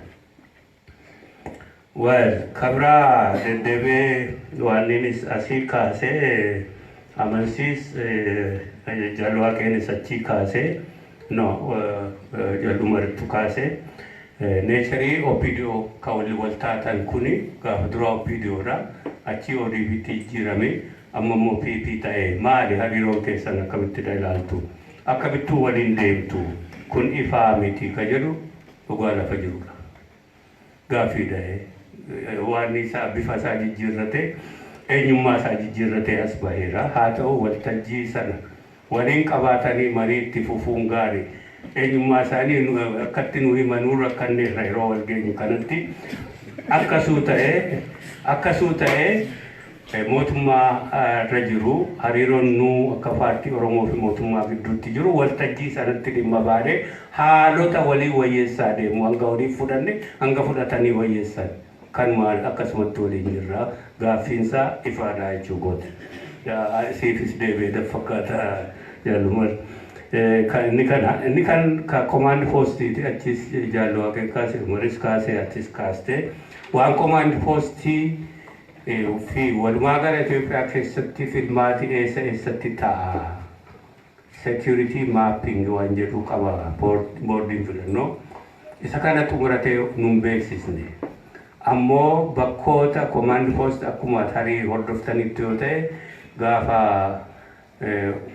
marii isa dhumaa boarding filannoo waliin kaafnu keessa kaafne waan command postii kana jechuudha naannoo command postii kanatti filannoon gaggeeffamu moo gaggeeffamu boarding filannoo naannoo kanatti nageenya jiraate akka filmaati gaggeeffamu qooda isaa bahamoo hin bahu kana hunda yaada kennanneerra eegaa jirra murtii isaa garuu adda bilisummaa Oromoo qofa irratti hin eegina Oromoo hunda irratti eegama naannoo kanaatti sagaleen Oromoo xiqqaannaan federaala keessa sagalee Oromoo guddaatu xiqqaata akka nuti waan ni jennuuf deddeebisnee himnutti mootummaan dhimma kana dafee furuu qaba imaammatatiin furuu fi murtiitiin furulle ummata beeksisuu qaba nuufis ifa gochuu qaba ka jennuufi isa kana dhaqee yoo tarii seera lolatu jira filmaata achitti deemu jedhame biyyattii sanaafillee gaariin ta'u gara fuuldurisaa gara nutti deemu kana himaa jirra waan isaan ifa nuu godhaniif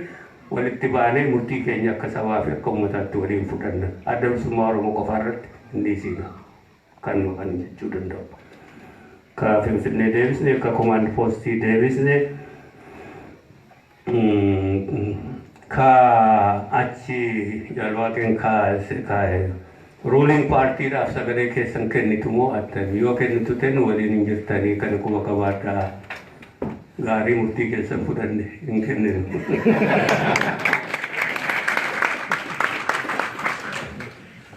Nuti mirga qabna sagalee dorgomee Oromoon yoo sinin fillu kasin dhiyeessan ka ummata waliin taane kaandideetii dhiyeeffannu yoo filuu baate murtii ummata Oromootiin fudhanna kanaafi filmaati bilisa ta'e paartiin hundi wal dorgomu kammoo ideolojii fi political programmiidhaan walitti dhiyaatan koalishinii tolfachuu mirga isaaniiti koalishinii tolfanneerra nuti warri kaanis kabraa wajjin tolfataniiru PP ta'ee walitti marji godheera mirga isaaniiti ka filummoo Oromoodha PP file warra koalishinii kana file Oromootu murteessa hankeenya kanuma beeknanti karaa mutaa'e fayyaa ta'a. Waanni filmaati kun yoo deemu baate filaan bii maal qabdanii maal wal lafaa qabdanii baqattanii baatanii moo uummata keessa achuma turtanii ummata wajjin waan taatanii ka jedhu walumaa murteeffanna nu qofaan ilaalu waliin teenye maal taanaa filmaati dide ni baqannamoo achuma Finfinneetti dhumnaa waliin qopheeffanna akkasitti ummata keenya wajjin ka lafaa qabnu kana ammoo anaanoo na gaafatte lammatanii bahu achumatti hin du'amne.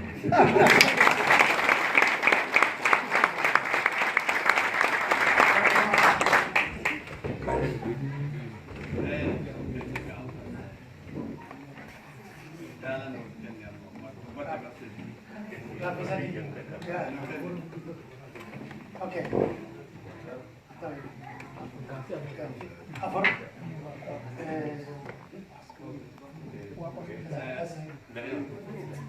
Wako Gudata.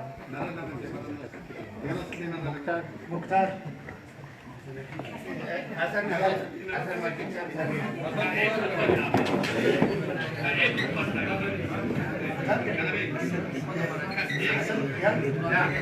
Okay.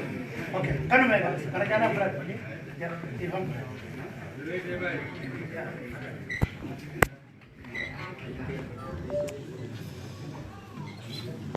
Allah diri.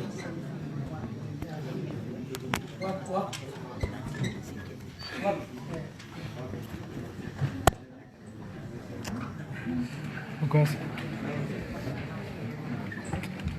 Ugas.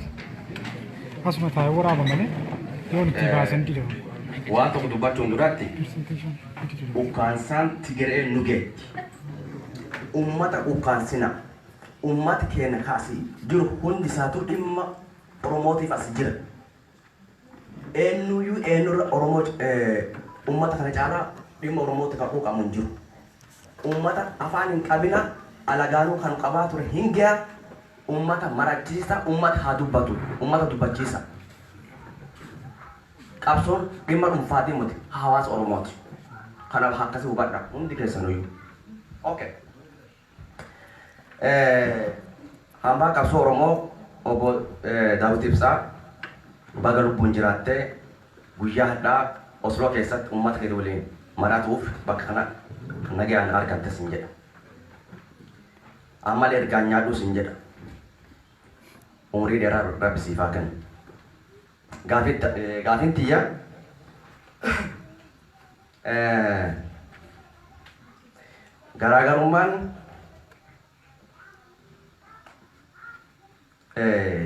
garaagarummaan teessanii fi teessan ennaa jedhu abaa'oo obbo Daawit Ibsaatiin hoogganamtuu fi muummicha ministeera Itoophiyaa maali?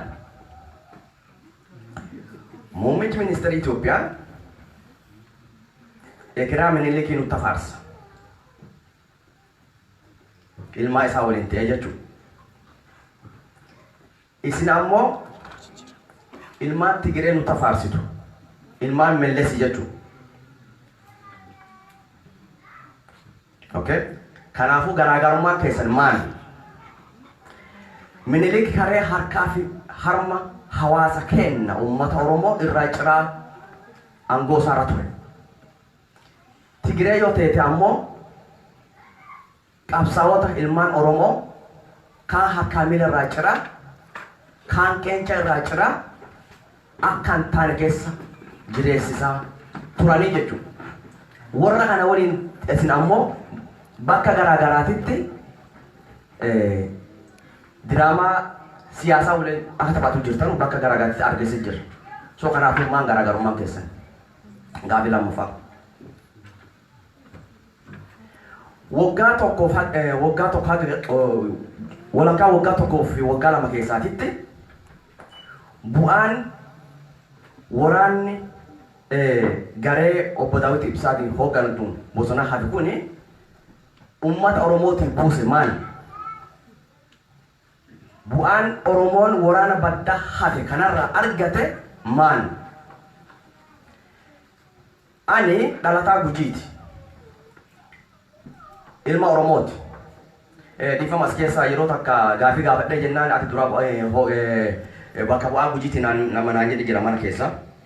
Ani itti midhaase ambaasaadera Gujii Gurraachaati. Abbaan gaaffii itti qabdoo jiraatte. Lammaffaa ambaasaadera ilma Oromoo. Ambaasaadera Oromooti. Akka ilma Oromootitti. Akka Gujiititti ammoo ambaasaadera Gujiiti. Akkasi beeka abbaan gaaffii qabdu. So dhimma Gujii sirrii beekaa jechuun waan Gujii keessatti guyyaa guyyaan waan deemu quba qabna. Uummata keenya Oromoo Wallaggaa keessatti maal akka deemu quba qabna. Godina Gujii keessatti dhiiratti gudeedame. Dhiira gudeedame seenaa 2019 keessa jechuudha. Dubartii manaa fuudhanii abbaa manaa qabanii abbaa manaa isaa fuulduratti taraa taraan gudeetaa turanii jechuudha. Okay? Namooti kun kan lubbuun du'e jiru ka lubbuun jiranus jiru. Rakkoontu akka dhufaa jirtu waan duraan beekaa turreef waan dhaamanne qabne yeroo lama waan goone. Rabbiif jedhaati dhugaa Oromoo dubbadhaati rakkoo tana furaa. Rakkoo hantuun nuti dhufu jira. Maaliif jennaan diinaan marfannee jira. Rakkoota Oromiyaa keessatti keessattuu godina Gujiitii fi Wallaggaa keessatti teessa jiruu fi ture mootummaan abaa isin miliffata. Isin ammoo gara mootummaa miliffattan. Walakkaa kanatti ammoo nuti alagaan marfannee jirra. Alagaan gara garaa jidduu sana seenee akka hojii fi hojjetaa ture quba qabna. Rakkoota akkamii furuu dadhabdan.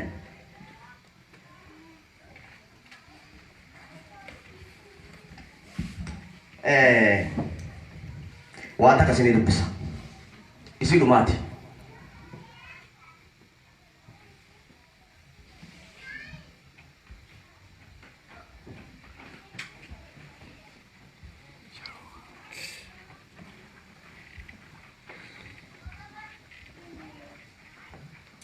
Akkana jedha guyyaa sana achi turtanii yaadadha yoo ta'u gara jiraadhe fidifama.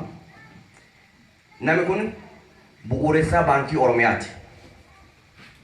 Maqaan isaa Hayilee Gabreedhaniin ilma Oromooti. Waan inni gaafsan dubbate quba qabdan jedhee yaada garuu isiniif dubbisuu qaba waan ta'eef. Akkana jedha horii araaraa fi qalamu ni binna.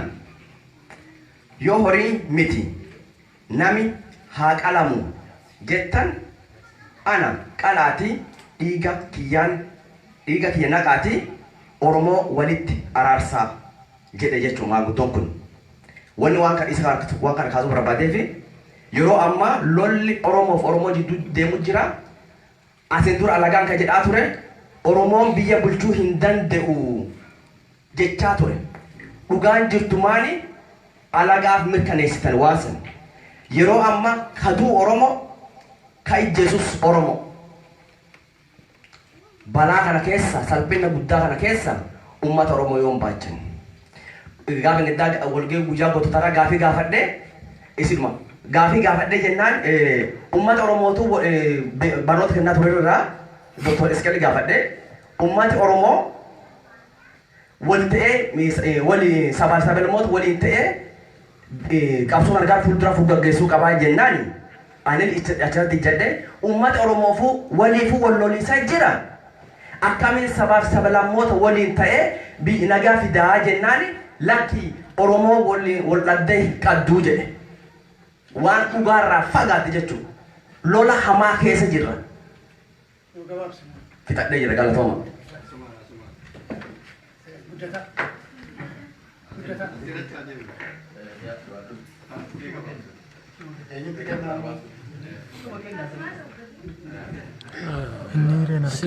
Gaariidha dura dursoo jaala kee jaalda'uu dibsaa baga nagaan of jaanaasa hojjechaati angoorraallee si buusuuf beeroo dheeraa yaalee asoo hojjechaa jaalda'uu dibsaa angoorraa buusuudhaaf jedhamaa ture gaariidha baga jiraatte hin dhiifne ammallee agaa dalawar gootanitti qabsoo angoo kana gara gaafii kiyyaatti deebi'a.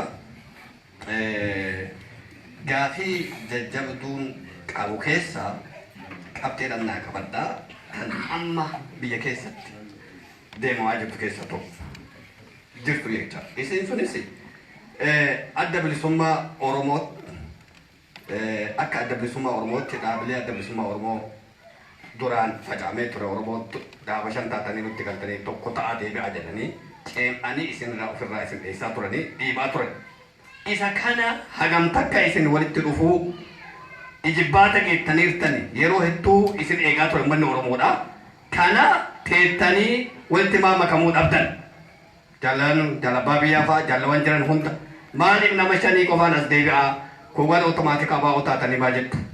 Tokko jecha akkasii san fa'aa isinirraa dhagahuun barbaadu. Akka jaalawanitti xalaa kallee isinii barreessee jira imalii keessanitti waa'ee kana irratti. Yoo qabsoo uummata Oromootiif gaafii uummata Oromoo deebisuu barbaachise ta'e yeroon amma adda bilisummaa Oromoo taa'ee waliin makamee adda bilisummaa Oromoo durii ta'eetiin uummatatti qabba'u tokko kana. Inni lammataa sagantaa siyaasaa adda bilisummaa Oromoo bara kudha sagalee bara chaartaraasan gaafiin of PDF'n jidduu jiru filmaata karaa nagaa deemsifne akkuma ammaa kana karaa nagaatiin biyya qabanna adda bilisummaa Oromoo sagantaa isaa kanaan yoo injifate moo'e Oromiyaa waliin labsee Oromiyaa jedhee biyya bulchaa isin kuwwan jala bultanii lacha. Amma immoo akkaataa isin itti deemaa jirtan kun sagantichi gaarii. Jawaariinis kan nama jedhaa ture sagantaa yoo dhaabadda balaatti kabaabaa kan adda balame jedhaanii ture dhiibba godhaa ture iyyuu. Isin maratee achi gadi na fakkaatinni.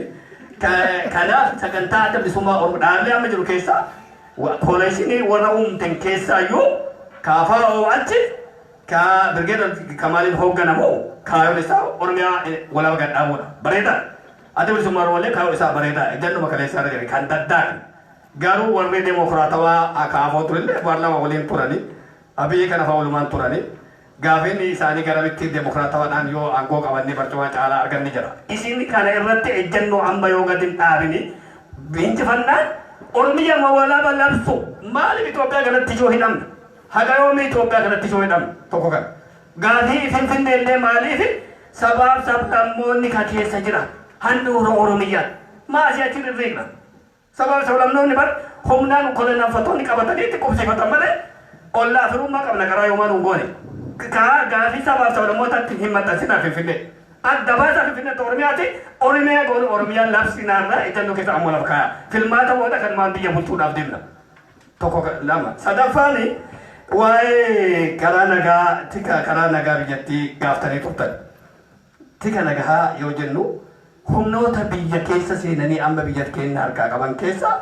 Asmaraan tokko Asmaraan dura hin gaabbe biisaan gadhiisee bahu malee saree baasee hin gaabbe amma ammoo deebi'ee karaa nagaatiin salphumatti deebi'ee jira karaan Asmaraan banamee ture guyyaa guyyaan seenanii ture amma ammoo xayyaaraan seenu ani irra deemee viidiyoo waraabaa ture guyyaa guyyaatti Asmaraan Eertiraa keessa akka qubataa jiru kan ammoo warra OTP wajjin illee taa'ee haasawee ture security biyyattii eeguudhaaf kabiraatu Tigree ariina ittanii kabiraa biyya qabataa jira kunoo qubatanii guyyaa guyyaan seenaaleen baqataa ta'anii seenaa jedhani hagam takka gaarantiidha jedhee waliin haasee jira isin kana irratti hagam takka ejjennoo qabdan Asmaraan nu feenu isaan ammallee yoo taate kaleessallee isaan tuwoo mallasii gadhaabee biyya keenya gobollamsi qubsiisee biraa deebi dantaa irra waldhabanii biraa deebi haddallee abiyyi isaanii nu dhawuu barbaada isa kana akkamitti ilaaltu ka biroo gaafii waa'ee dhiyaa kana kan isin kaafte hin gabaabsa rakkoo maanuudhaa fi jaallawuu dhiibisi wal hidhu jarri kun telefoonaan jala jirraa jiru gaafa baankii jaalabbaa calaa fudhattan sanillee telefoonaan isin jala jirraa jiru ammas maarroo waliin telefoonaan jaallawuu dhiibisi wal hidhu maarroo fa'isin ammoo isin ammoo kan jettan mootummaa nagaa dhaabuu qaba nagaa wallaggaa jirtu jarri ammoo hoo kan jedhaa jiran isinii fi maarroo wal hidhaa jiru gama birootiin ammoo lammaani dhiya ijaaratee kuffisuudhaaf kan jiru qaba. Dhugaadha yoo lammaan dhiya ijaarate nu gaarii Oromoo yoo ijaareetiin inni Amaarri biyya fudhataa jirti bira biyya Amaara bulchaadha baran. Abiyyi miti Amaara bulchaadha. Kanaafuu yoo dhiini waliif ijaaree malee abiyyi kana illee kuffise irraa gamman kun akkamitti ilaaltuu kan jiru. Gabaabsi kadhumaa amma kadhumaati kaafraffaadha. Paaspoora keessan fidaa galmeessuu keessan nu beeksisaa. jedhanii Jawaar fa'aa gaafataa jiru. Bilillee Ameerikaa irraa waamanii sekireetariin goonee Kanadaa irraa waamanii warri eezamaa fa'aa amma taa'ee kun siitizina Ameerikaatiin biyya bulchaa jiru. Oromoon biyya isaa irratti maaliif paaspoora gaafatamu? Isin kana falmachuu qabdan. Oromoon biyya isaa irratti filmaataaf illee filmaata seenuufillee filuufillee filamuufillee biyya isaa irratti paaspoora eenyummaa illee gaafatamuu qabu kan dura dhaabbachuu qabdan. Kanuma galatoomaa.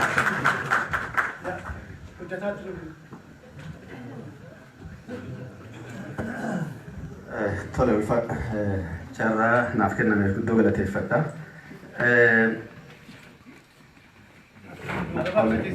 Ol ka'ii ajaja naaf kennamna ol ka'ii.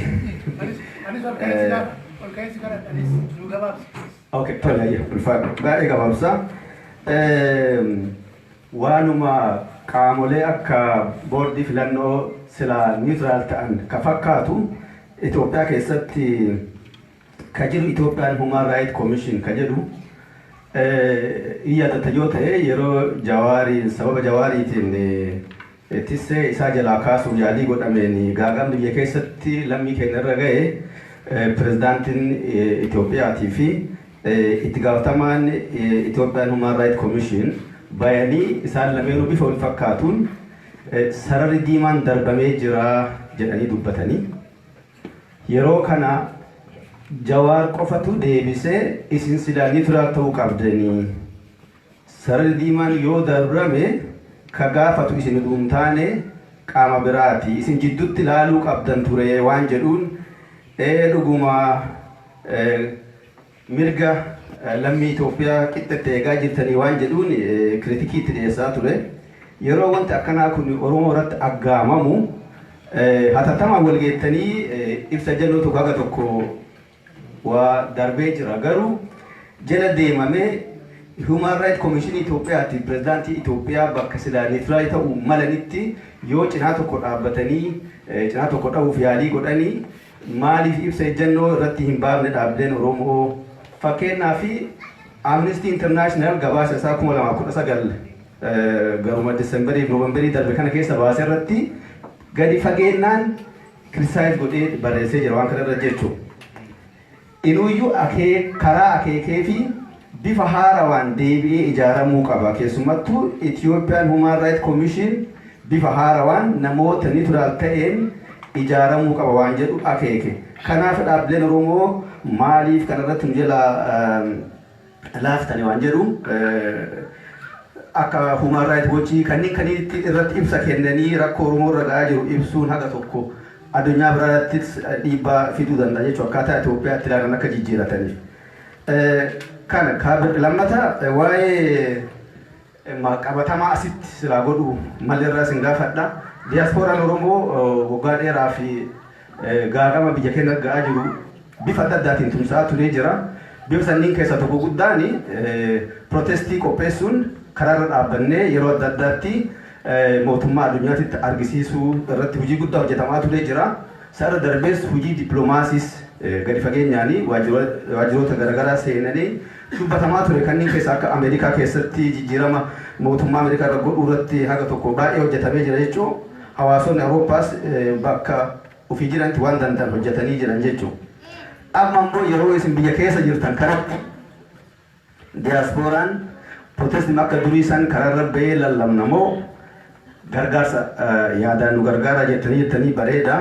Dinagdeen nu bira dhaabadha jettanii bareeda garuu ammoo wanti biyya keenya ta'aa jiru waan obsa nama fixachiisu waan nama gaddisiisu baay'ee ta'aa jira. Bakka durii deebinee mormii keenyatti deebinee maal nu gorsitanii dinagdee fi gorsaan alatti yaada jedhu qaba. Kabira namoonni hidhamanii kanaan dura akkuma yaadatti kaasuu fi hidhamanii ebalu hidhaa keessaa haa ba'u jennee karaarra iyyaa fi baane deebanii aangoo xixiqqoo qabatanii yeroo itti deebanii Oromoo irratti tarkaanfii sirreessaatti fudhatamaa jira jedhaniitiin gadi buusanii tuffatantu jira jechuun lubbuu namoota akka darbaa jiru. Maal amanna qabsaa'ota keenya akka bu'aa fi turre yoo dacha'aniitiin aangoo bubuutuun Oromootti garagalan taate abdii nama fudhachiisa. Kabira waaqee jiru jaalakiyya waan mana cufa gaafii gaafatee fi ajjechaa Wallaggaa fi Gujii irratti ta'aa jiru Oromoon akkamitti ilaalaa Oromoon lafaafuu du'ee jira lafa Finfinneetiif daangaa Oromiyaatitti lubbuu ilmaa ofii gabbaree ilmaa Oromootiif kenne adda immoo nafxanyaan deemtee lafa nu fudhataa jirti sun waan ajandaa biraati.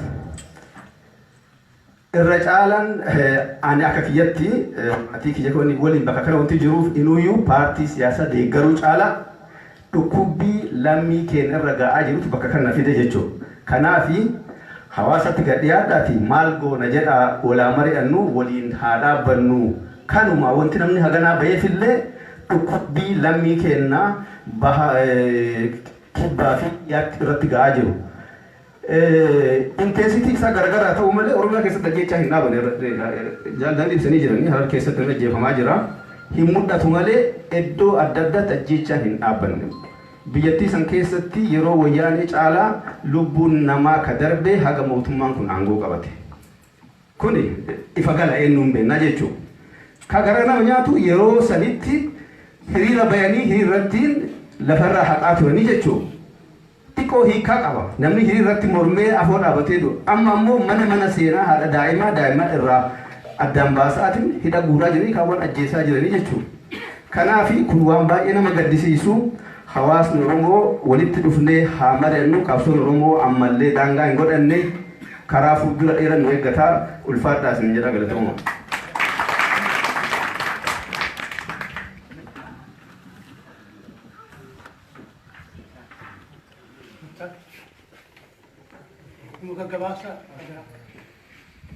Galatooma gaafii kiyya hedduu namoonni gaafatanii takka qofa qaba. Takkitti sunillee waa'ee dhaabuma kanaati. Yaaddoon ani natti mul'atu kanaan dura muuxannoo dhaabni kun qaburraa wayita mootummaan tokko jiru namoonni yakka hedduu dalagan gara jaarmiyoota siyaasaa haaraa dhufanitti fiigu. Kuni miseensonni isa paawarii turan jaarmiyoota adda addaa keessatti fiiganii galanii jiranii hedduun isaa immoo adda bilisummaa Oromoo keessatti galanii inni mootuu daameejii hagamii akka dhaaba irratti fide warri zamana san ture hin beeka. Amma wanni ani gaafadhu dhaabni kuni filannoofis ta'ee filsiifachuufis namoota qulqulluu ta'an qopheeffatee jira, namoota kaabinee keessa hin turre, namoota dhaaba kana waliin yookiin immoo wayyaanee waliin wal tuttuqaa hin qabne namoota akkasii fudhannee gara filannootti yoo deemnee kasaaraa isaatu caalaa jechuudha. Miseensa hoo dhaaba kana waliin boriyoo gaagaamni guddaan tokko dhalate kan itti cichee qabsoo gochuu danda'u horachaa jira dhaabni kun akka haariyaatitti galatoomaa kan magaafiin kee.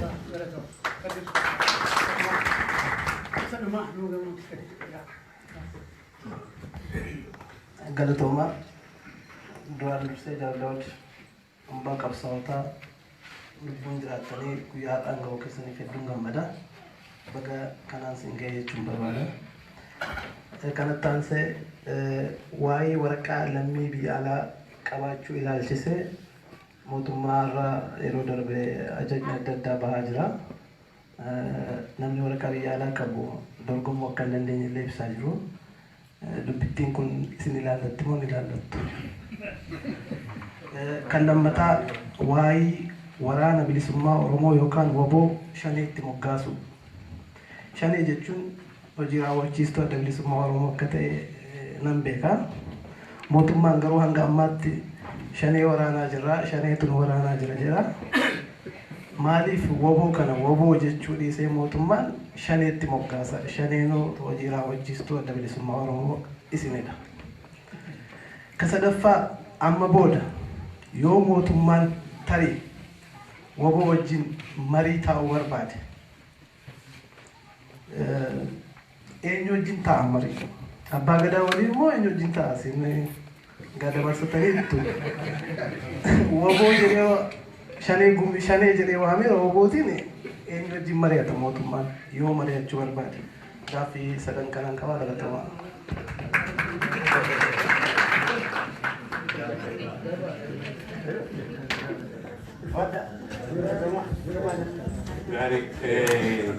Gaaffiilee deddeebisuu yaalla.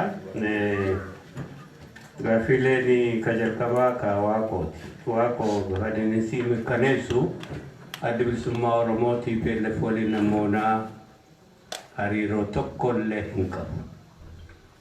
Adda bilisummaa Oromootii PLF waliin hariiroo qabaatuuf PLF waliin waa fixachuu qabutu jira. Kana itti seenne sirna ittiin seennus sichi akkaataa isaan beeknu.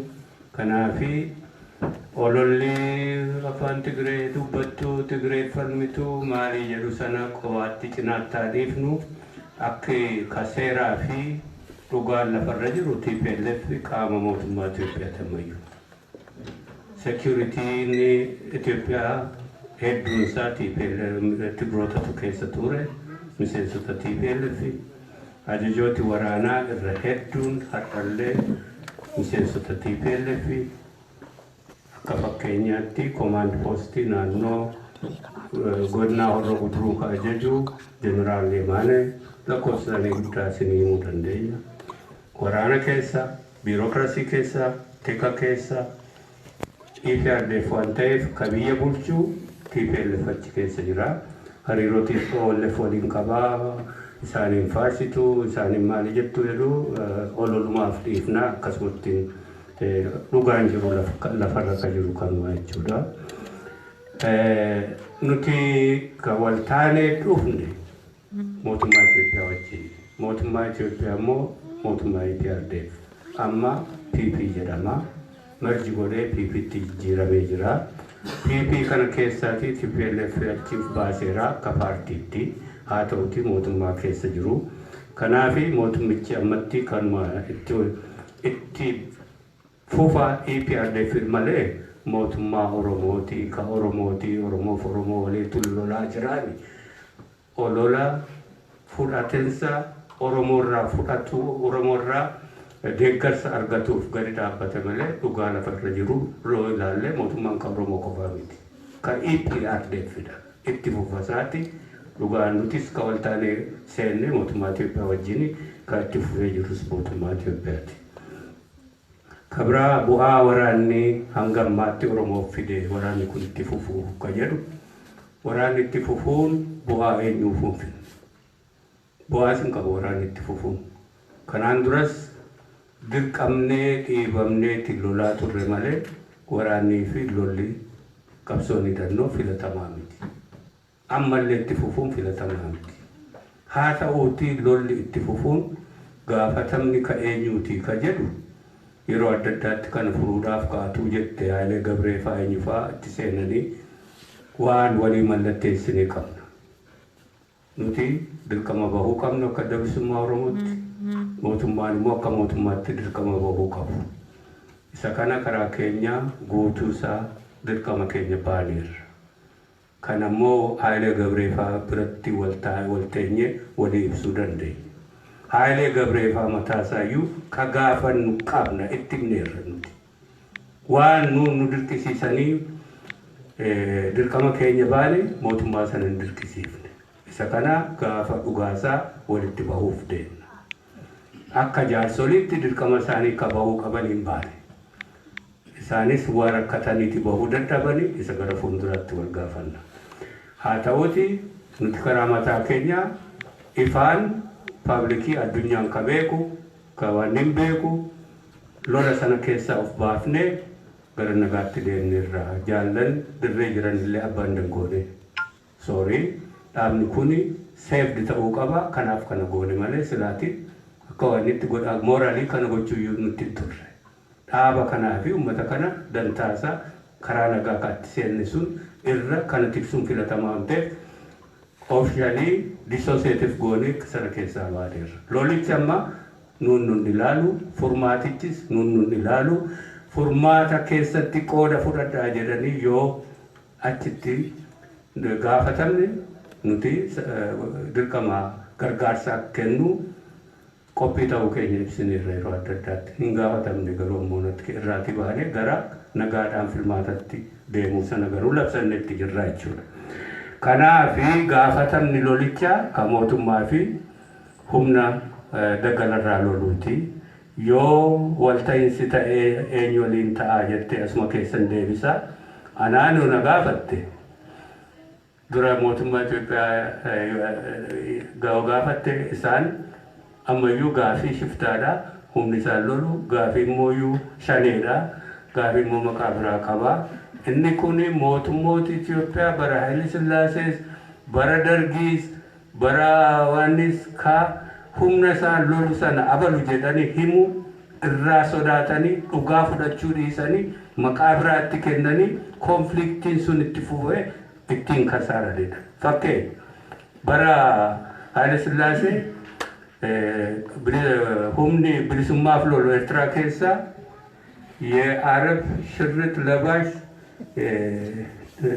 ባንዳዎች አከሲት ቀዋሙ አከስሞ አከስት ሁምኒ ወራነ ብስማ ኦሮሞ ከራ ባህል ወላቱሬ ሽርጥ ለባሽ ሶማሌዎች አከሲት ሞጋፈ ቤት ለማት ቲፒኤልኤፍ አስገንጣይና ተገንጣይ ሞ አከዋን ከሲቶ ኮማካቲ ሞጋዜቲ ደርጊን ከሎላ ኡጋቲ ካኑላላ ጅሩ ሁምነ ሲያሳ ከሂዳቴ ጅሩ ቲፒኤልኤፍዳ ኢፒኤልኤፍ ዋኒዳ ከናፍ ጀረ ከነ ወጅን ተኘ ፉረቹ ቀምና ጀዳዲ ኡጋሊ ኪምሰን ከቱራ ሞቱማን ኃይለ ሥላሴ ቲንኩፌ ሞቱማን ደርጊ ቲንኩፌ ቲፒኤልኤፍ ለ ቲንኩፍተ ኩኒ ኔቸሪ ስቴቲ ኢትዮጵያ aangoo qabatee jiru gaafatamni itti dhaga'amuu dide lola itti fufinsa conflict neecharii konfliktii sanaa fi neecharii humna isaan lolu sana recognize gochuu diduudhaan dargiin imaammati isaa barreeffamaan asoosaa gaafa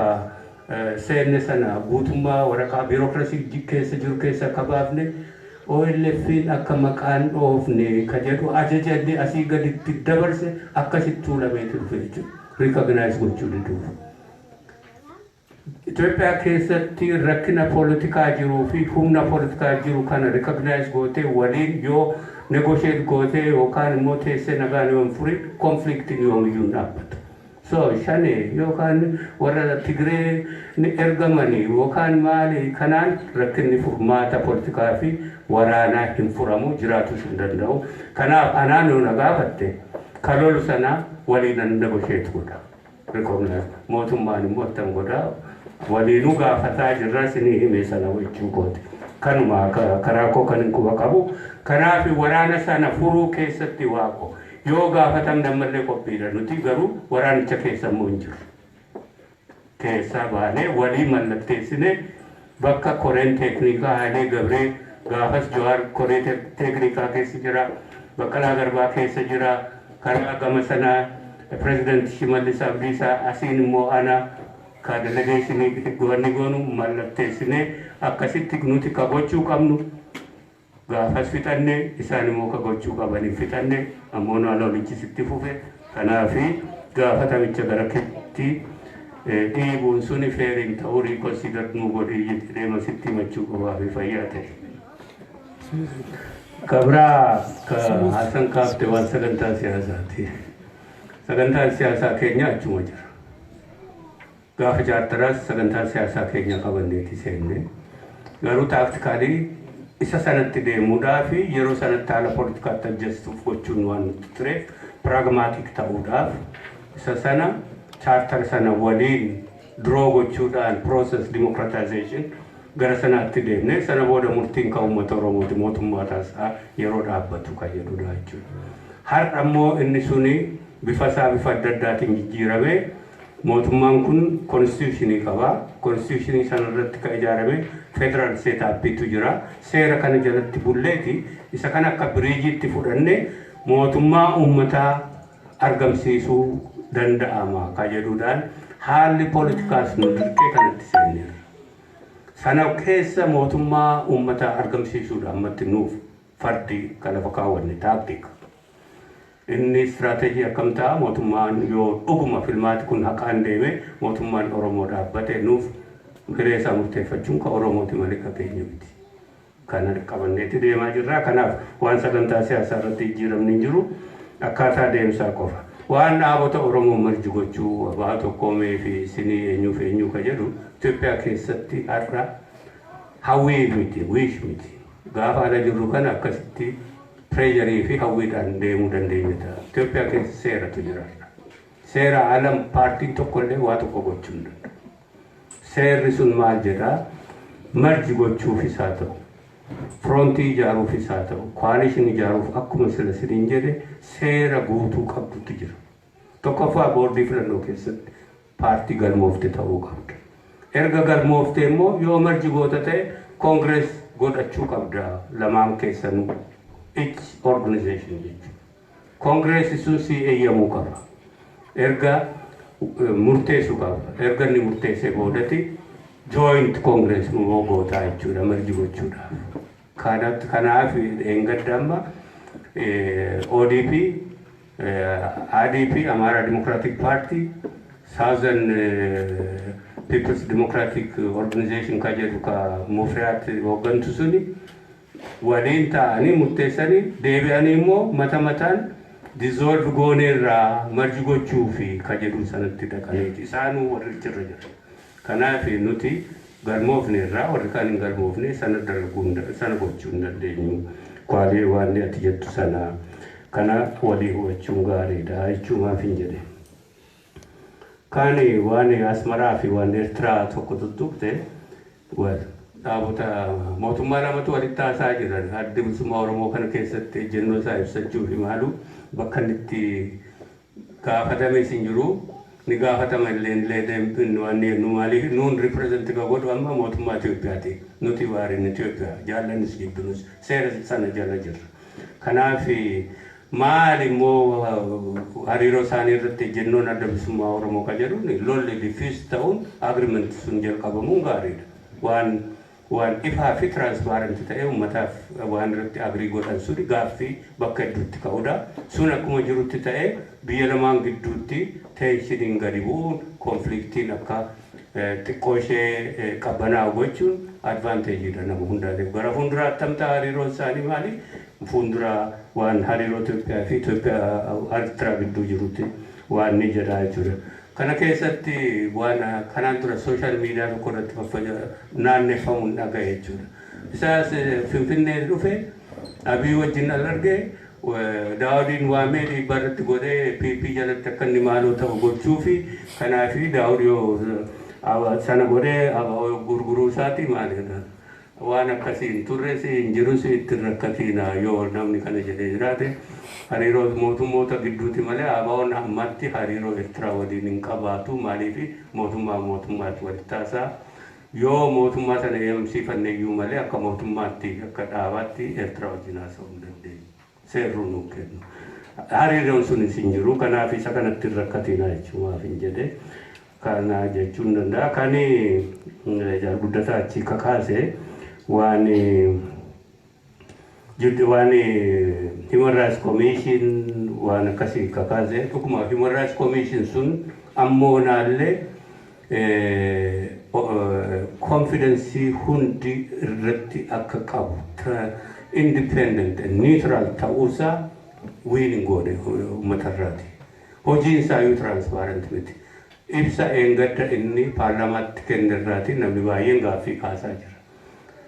Police stations dhaqee prisoners haasofsiisee warra akkatti bahanii akkatti waan ta'anii haalli wayyaa'eera jedhu suni gaaffii hedduu kaasaa jira jechuudha.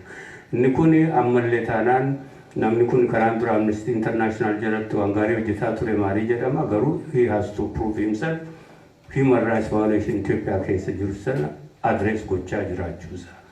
Civilians hedduutu du'aa jiranii issue of amma masgiidonni bakka adda addaatti gubatu churches illee gubatanii waan jedhanii isaan kun waan human rights and religious rights kanarratti violated ta'eera ta'e qoratee waan jedhee waama uummataaf waa jechuutti ture.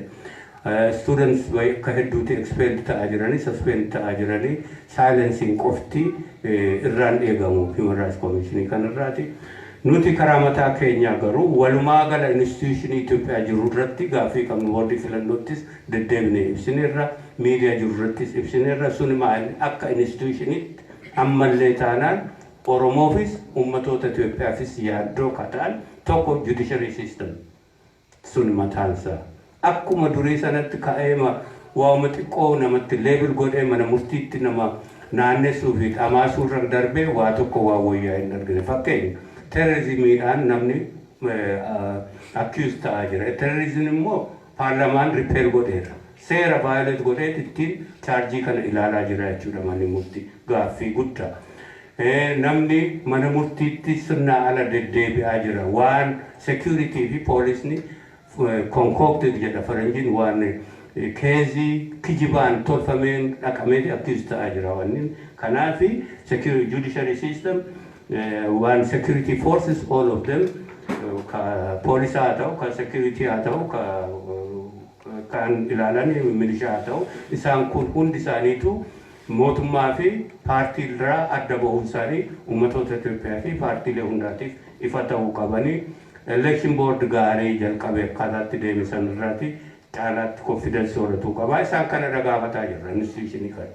Isaan kun yoo dalagan qofaadha election itti iyyuu nagaadhaan kadeemu isaan kun yoo dalagan qofaadha akka Itoophiyaa kan kanaan dura akkaataatti hojjettu irraa adda taate uummataaf justice ka kennitu aangoonaa trendiin jiruu fi akkaataan jiru garuu waan nama yaaddessa dubbachuuf illee ka boodan deebine protest call gootuma maal gootu ka jedhu ammatti protest call hin goonu nuti transition jedhaniiti ilaalan transition keessa tarii bakka hedduutti instability ni jiraata garuu daangaa darbaa jira uummatillee concern isaa bulluqaa jira keessaatii fi dinga protestiin dhuguma paartiileenis waamuu danda'u kanaan dura wallefitu organize godhaa jira ture qeerroo bilisummaa oromoo wajjin warri kaanis irratti dhufanii jooyin godhani inni kun yeroo isaa eeggate as bahuu mala ammatti garuu election kanatti adeemnu ammoo advocacy adda addaatiin fi bifa adda addaatiin ummati bahee violence jiranii fi human rights violation kana gaafachuun mirga isaati jenna. Kuni ka jaalattan ka itti boonuu qabdanii fi ka itti baay'ee gara nama nyaatu ka qabsoo kanatti wareegame miseensa keenya qofaatu ta'an uummati keenya qabsoo kanaa fi gara filmaataatti deemuu fi waan ta'uu kana miila isaatiin deemee tiraanspoortii mataa isaa baafatee hojii hojjetaa jira. Warri kaan mindaa kumaatamaan dhangalaasaniiti miseensa ofitti hawwataa jiranii akkasitti jirra. Isa kana bal'ifataa jirra miseensa hedduudha. Ammallee horataa jirra garuu lafa jiru iyyuu hedduudha.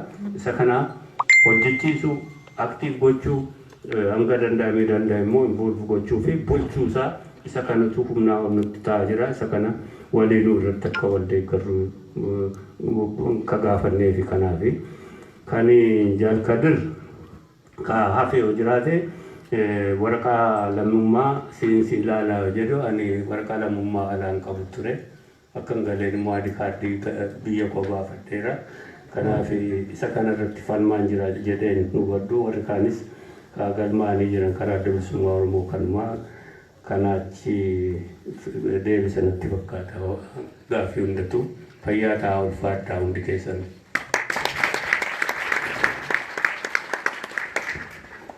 Fayyataa hundumti keessanii fayyataa danda'u jedhi walgahii keenya itti fufaa amma boqonnaa godhanna boqonnaatti immoo waan irbaati ni jira please. Kana booda walgahii nuti godhan nutti fufiinsi marii mana keessaa hojii malee gaaffiif deebiin marsaa kanaan xumurre. Boqonnaa xiqqoo boqonnaa qilleensa fudhachuuf hedduu dadhabdu teessanii waan ta'eef socho'uun gaarii waan ta'eef daqiiqaa 10 akkasiin ilaalla. Bunni shayeen hojii namatti hin dhaabna.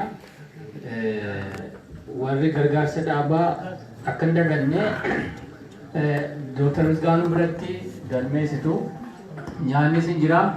Warri sila nyaanne ammas nyaachuu dandeessu bunnis hin jira. Boqonnaa xiqqoo fudhannee booda immoo marii gabaabduu akka oromootti immoo mari'annee waa dhaammannee walgahii keenya guduunfanna. Kanaaf nyaataa fi gumaacha akkuma haydureenis jedhanii jaaljaddiinis jedhanii dhageessanii haydureen kan jedhan miillaatiin kan ofii isaanii miillaan deeman hedduudha. Bulchiinsa dadhabne qabeenya risoorsiin nu rakkise waan ta'eef dinagdeedhaan nu bira dhaabbadhaadha. Kanaaf warra dana jiru amma dandeenye bira dhaabbannu mee jaalwaarsa sin kenna.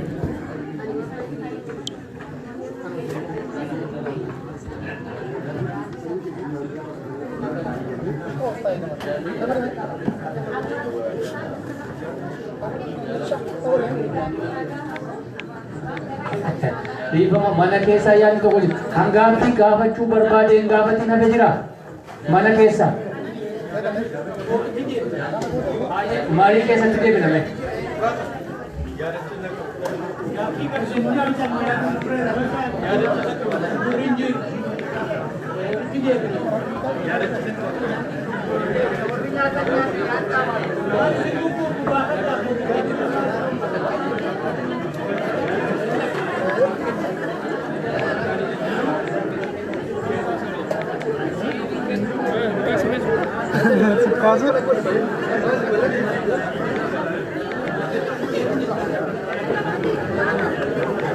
maal jette yaa? Joon godhamne namirra. Warri nyaata baay'ee jira. Ani barisa duraayyuu nyaanne.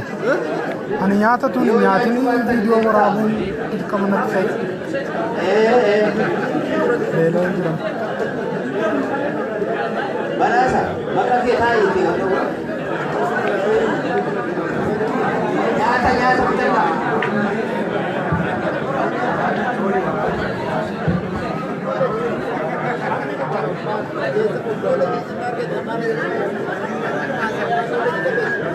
Thank you.